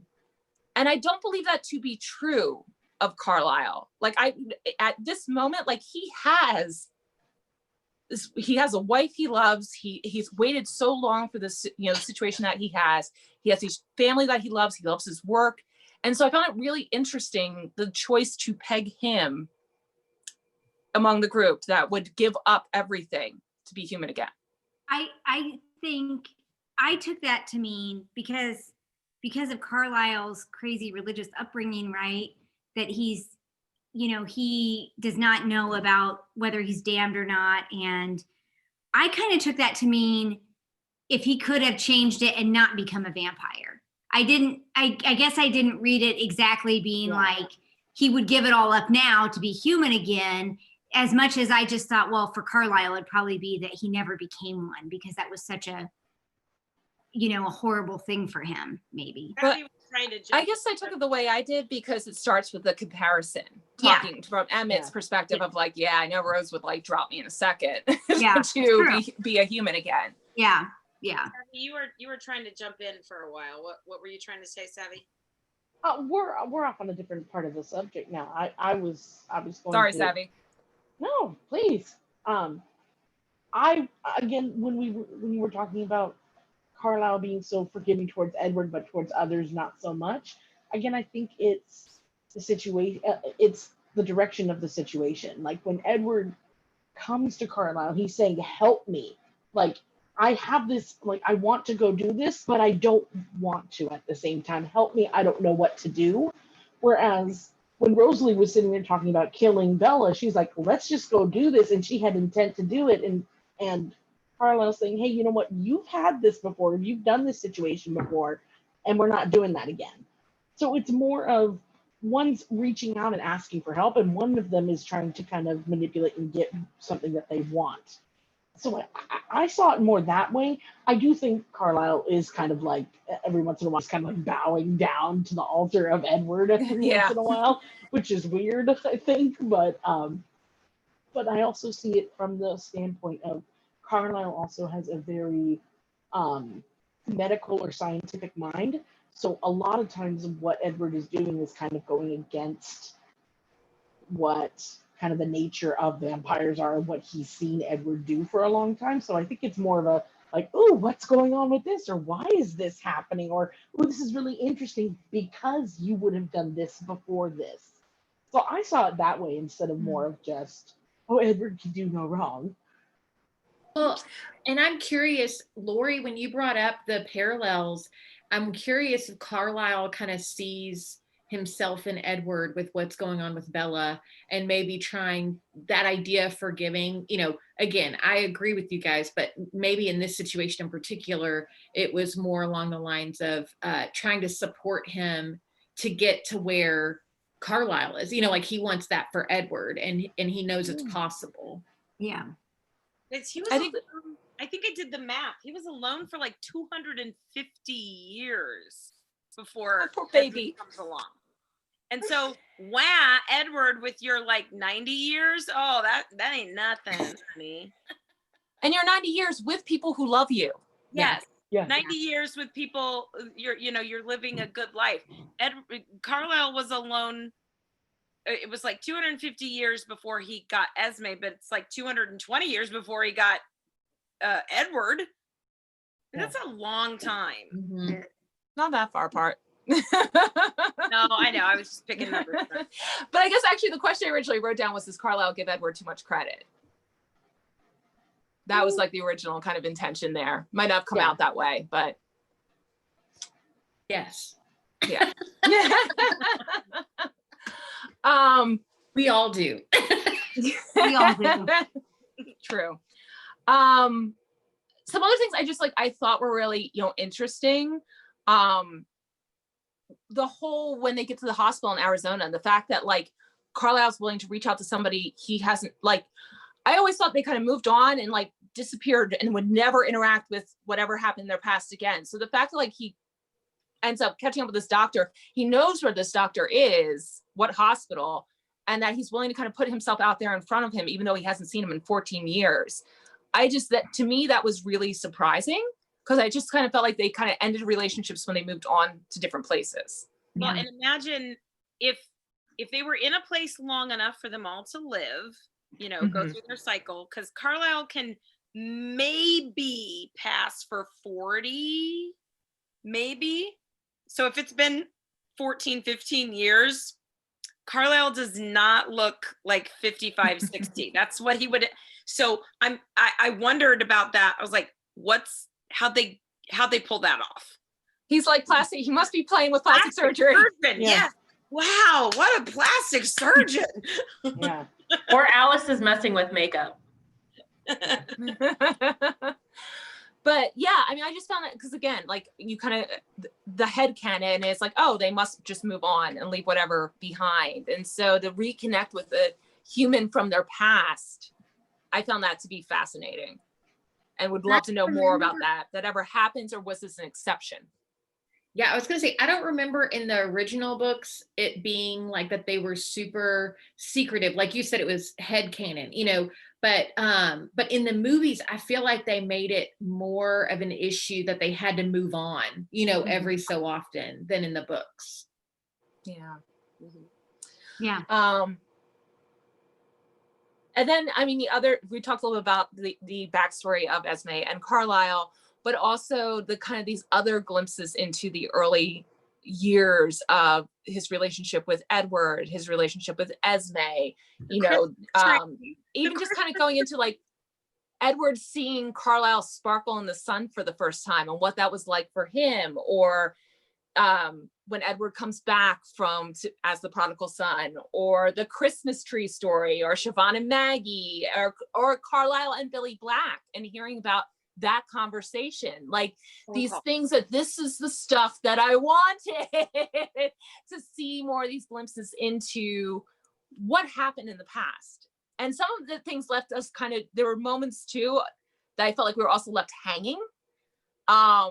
Moments of things that like happened. I was making so much notes, but like there's kind of moments where like Carlisle acknowledges things with Edward, where he's kind of like, oh, and you're like, what's that oh mean? Like, what happened there?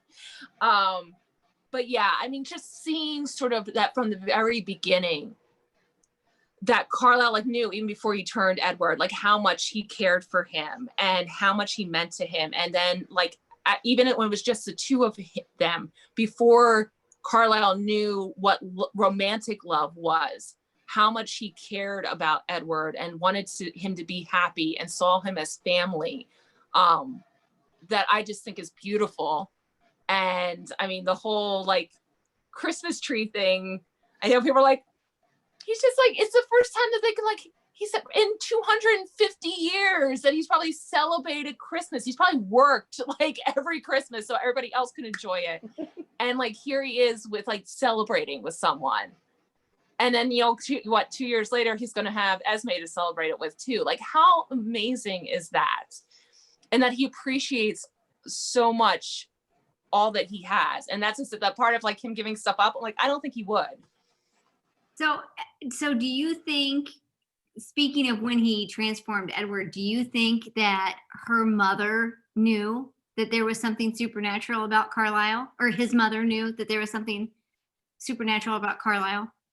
I mean, based on the way that Carlisle talks about it in New Moon, when he's talking to Bella, that there's something that she sensed something. And you kind of go, now that you know that Bella has these traits, supposedly from from Charlie and Renee, that like was that a similar thing where Edward got some of his, whatever his gift is, from his mother, so that she had something where she could sense or know what was that something was different about Carlisle. And so yeah, I hadn't even thought about that. That is absolutely the thing. Is that not on the lexicon?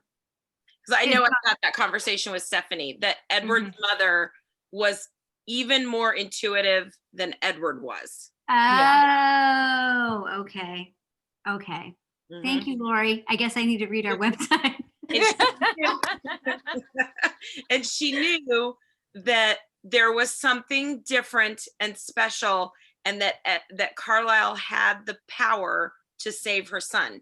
And that is why she was so why it was so compelling to Carlisle. And so, because like for the first time, why in the first time in 250 years would he give in? Yeah. I mean, he'd also because the mother knew he that had she been was giving her son over to something else. Yeah, I mean, when he was talking about, like, he said, he had been lonely. He had been kind of thinking about what it would be like to have a companion, but that she, like, in her sort of last moments was like, I know you can do things that others can't. Save him. I know you can do things that others can't do.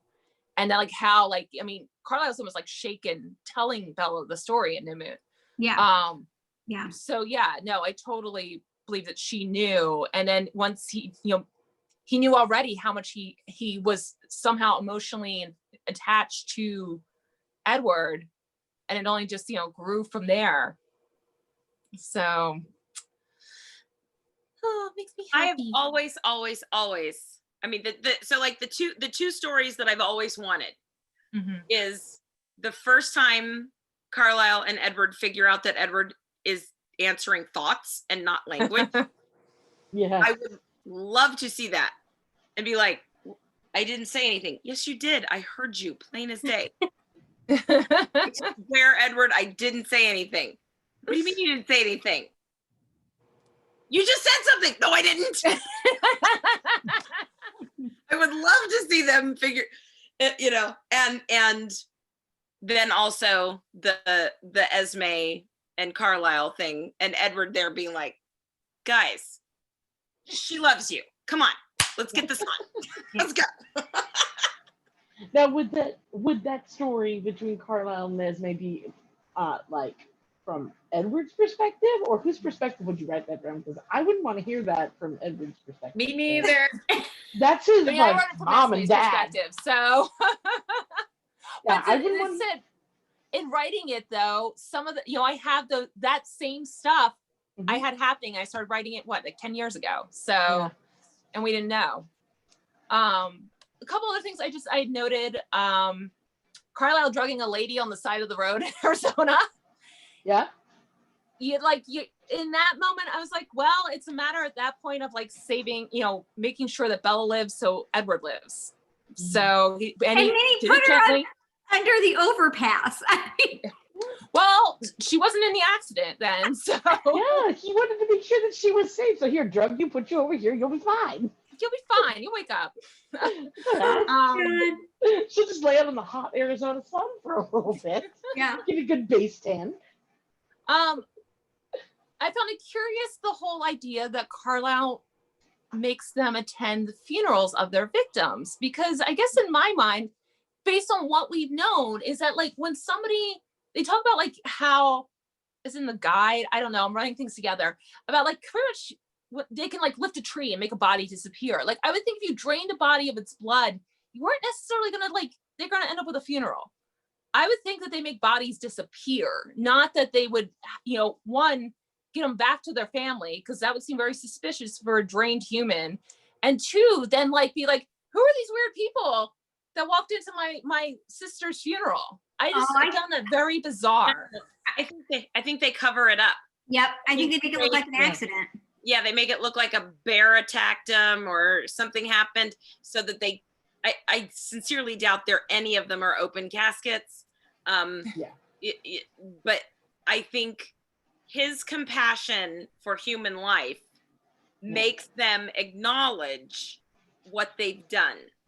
Yeah. And it's very parental too, to say, okay, you made a mistake and we have to live with the mistake, and I want you to see what the consequences of your mistake are. Not just for you and for the fact that now we all have to move, but look at the consequences that you've done for all of these other people too. It's very parental. It is. And no, I agree with that. But I would also think that depending on who the victim is, these strangers walking into the funeral could be really bizarre. Well, I don't think he made them attend they're pallbearers at this person's funeral. I think it's they're in the background. Like they could be like in the background of like the cemetery or something like that, hiding in plain sight or something like that. But I still think he made them like physically go there. So they could see the family. Yeah. Couldn't they say, like, oh, I was it as a doctor? Couldn't he say, I attended to your son, and this is my son. He came with me. Yeah, they could have, but I don't think it was even that. I envisioned them like, hiding in the trees overlooking what's going on.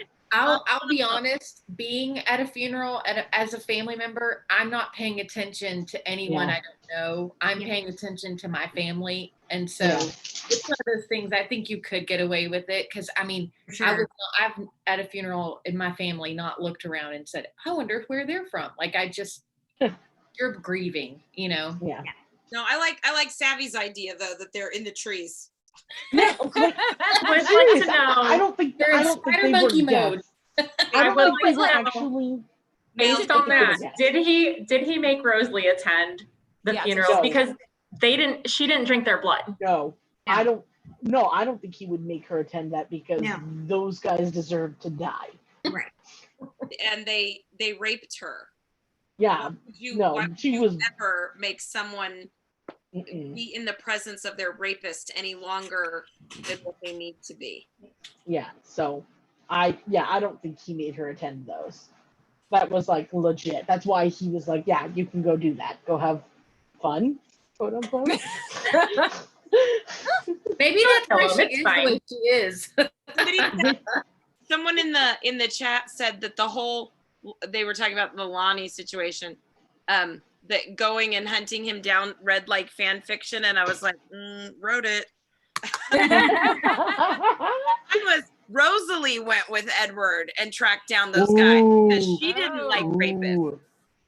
That would make sense. I'm here for it. That would be I'm here for it too. It was Edward and Rosalie went in and killed him in my fan fiction. I just love how vindictive Rosalie is. So it's just all of it. Give me all. So, I mean, we see that like Carlisle takes his fatherly role very seriously. He's also fairly affectionate. Like we kind of really do get more of, we see Edward sort of putting him up on a pedestal. Not that we didn't see it before, but really seeing it inside of his head.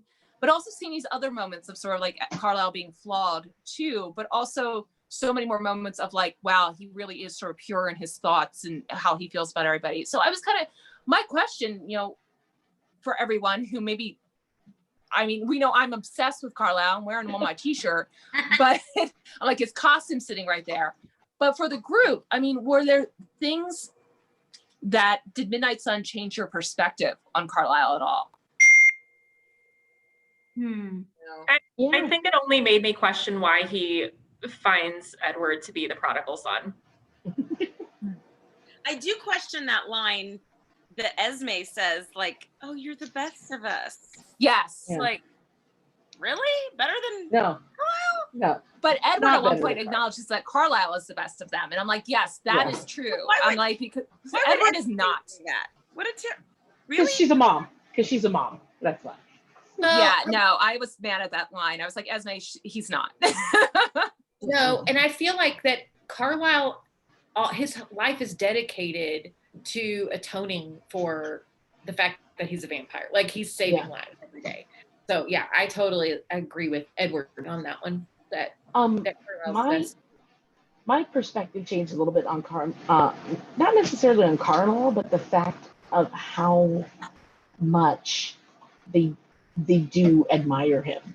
Like it was just kind of in passing. Like it seemed like it was kind of touched on, but kind of brushed off every time that Edward was kind of talking about it. So it was cool to see that he isn't just so nonchalant about it. Like he really is a really important figurehead, and how connected he does feel towards him.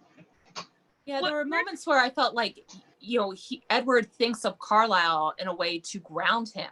When things are difficult, he's like, I thought of this, but then I thought of Carlisle. What would Carlisle expect of me? And I thought that was really beautiful. Yeah. Yeah. Well, there's a conversation somewhere in the book where I can't even remember who he's talking with. Oh, wait, it's right here. Oh my God, I'm not even kidding. It's like on this page. Who is he talking with?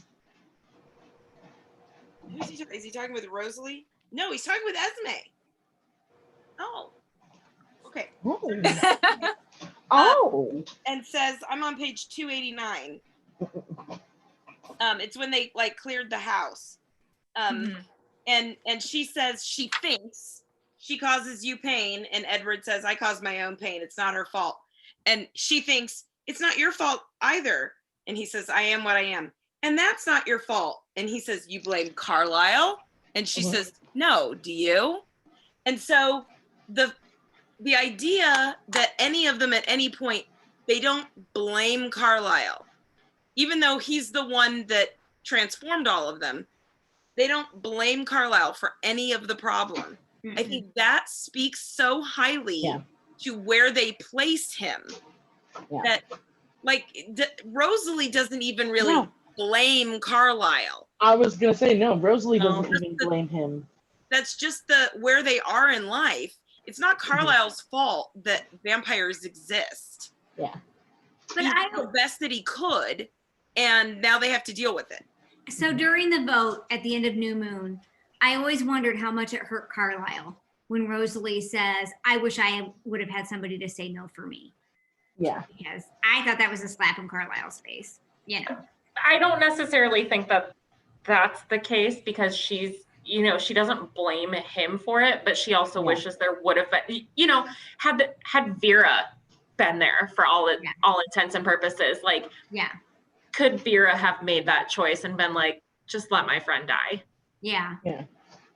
Well, even Stephanie said in one of the interviews for, you know, that, you know, how could you not, like, from a Rosalie's perspective, how could you not love Carlisle and Esme? So that a lot of her, like, anger and angst instead ended up on Edward because he was the other person there. Yeah. At the beginning. Montserrat has a good point in the chat. It says maybe Carlisle is so forgiving because Carlisle's father was not. Oh. Well, and maybe Carlisle hasn't forgiven himself for turning them. I absolutely believe that. Well, that was interesting because there is a point where I guess it's during sort of one of the flashback scenes where Edward's thinking about the past, and Carlisle, he's saying that Carlisle has like this moment of sort of regret, I guess, over changing him. But at the same time in New Moon, Carlisle says, like, I've never regretted changing Edward. So, and I think that I think from day to day, the answer might change depending on if that person's having a good day or a bad day. Like, as a parent, my kid has a bad day, and I think, oh, I wish I would have fed them Lucky Charms instead of oatmeal. You know, like, as a parent, you kind of regret the things depending on the mood or the day that your child is having. And Carlisle probably felt the same way. I mean, and let's be honest, him thinking it is different than him saying it. And so Edward hearing that thought versus Carlisle saying it out loud is so different to me. Because I feel like there's so many times I think things that I would never say to my child. And I don't like you right now. I love you, but I don't like you right now. I actually say that sometimes. Those moments where you're like, I need to walk away before I do some damage. So I'm just going to walk away. I'll come back in a half hour. Bye.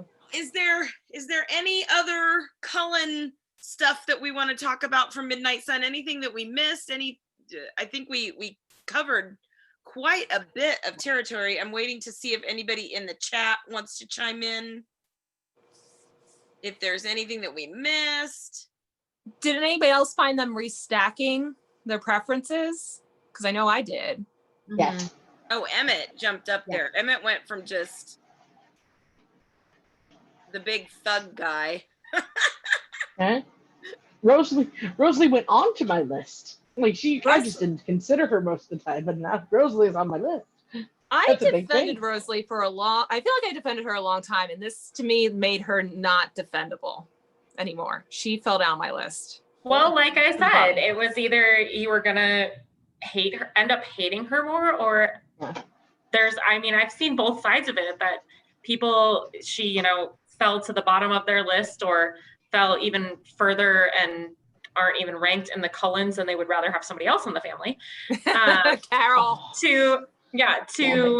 They now became her favorite, and they understand more about her and want to understand her further. Well, I think then we're gonna wrap it up. I was talking to them before we went live that I have a thing at school, or maybe did I say this in the chat? I can't remember what I said.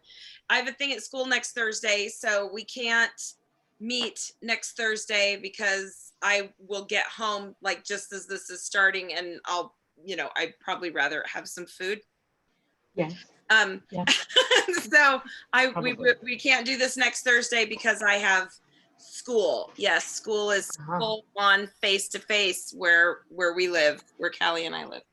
But thank you all for your efforts in just looking up stuff so that I didn't have to look up everything. Thank you very much. There's a lot of Cullen in this book. Yeah. Thank you. There's a lot of Cullen in this book, and I appreciate you all taking on your favorite characters and helping me out. Thank you all to those of you who were watching along in the chat. We didn't pick a magic word. We didn't pick a secret word. Oh, we didn't. Just wait till next time. I have one small announcement. If anybody wants to follow me at Troy's My Angel on Instagram, next Friday, so not tomorrow, but next Friday, Saturday, Sunday, I'm going to be actually in Fort Washington. So I'm going to do a couple of lives and be posting on stories and stuff. So if you guys want to do that and come join me, I would be so excited. There is one that I didn't think about as well. If anybody has followed along the Swan House down in St. Helens, they are going to be filming for Weird Homes Tour next Saturday, and you can purchase a ticket for, I believe it's $25 if you want to watch. It goes back into proceeds for Weird Homes to continue running their show. But they'll be giving a full tour of the house in a different manner than Amber and Dean have even been able to give those tours. I need to post that. And you are giving away. And I am giving away an illustrated guide on my Instagram. Guide, even though it doesn't have the cover somewhere. And I don't know how it happened, but magically, like, I jumped 100 followers today, so I'm over 1,000 already. Yay! It's because we're all I will be posting. I know I will be posting tomorrow morning how to enter to win. So somebody can win an illustrated guide if you don't have an illustrated guide. I know it's and like. Mel, what's your Instagram account again? It's Rosalie85. Awesome. And I want to say a big thank you to Twilighters Dream. She sent me a book. I think she's in the chat, isn't she? Yeah, she is. Look at. I'm so excited. I don't know how much of it I'm actually going to be able to read. We'll see. I'm going to be following along the English translation. This Lisa's amazing. My first German Twilight book. You should try and read it on Instagram Live. And next Tuesday, read it out loud. Yeah. In my broken German. And next Tuesday, you guys are on what chapters? Are you in the meadow yet? No. Not quite. We're at chapter 13 and 14. So the next week we will be in the meadow. Lord help me. But but we get the good stuff right before we are in the meadow. So true. That's a good one. The knot. Yes. Chapter 13. So we're in what? More complications and more complications? Another complication, and I forget what the next chapter was, but and another. No, it's it's closer. Like a complication, another complication, some more. Everything's complicated. It's just really complicated. We had complications this past week, so we're another complications and closer. So yeah. Closer. You bring me closer to Can I read in German for a minute? Please read in German. Please, what is Auf der ersten Blick. That's first sight. Nie wünsche ich mir sehnlicher schlafen zu können, als zu dieser Tagzeit. Schule. That's school. Gesundheit. I can understand this a little bit. Yay, that's so fun. Yeah, it says no, nothing is more boring than this time of day, school, right? And every teenager ever. Yeah. Yes. Schule. Well, I mean, the first line in English was this was the time of day when I most wish I were able to sleep. High school.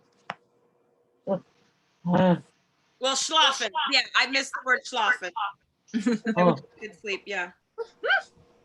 Or should I what was purgatory?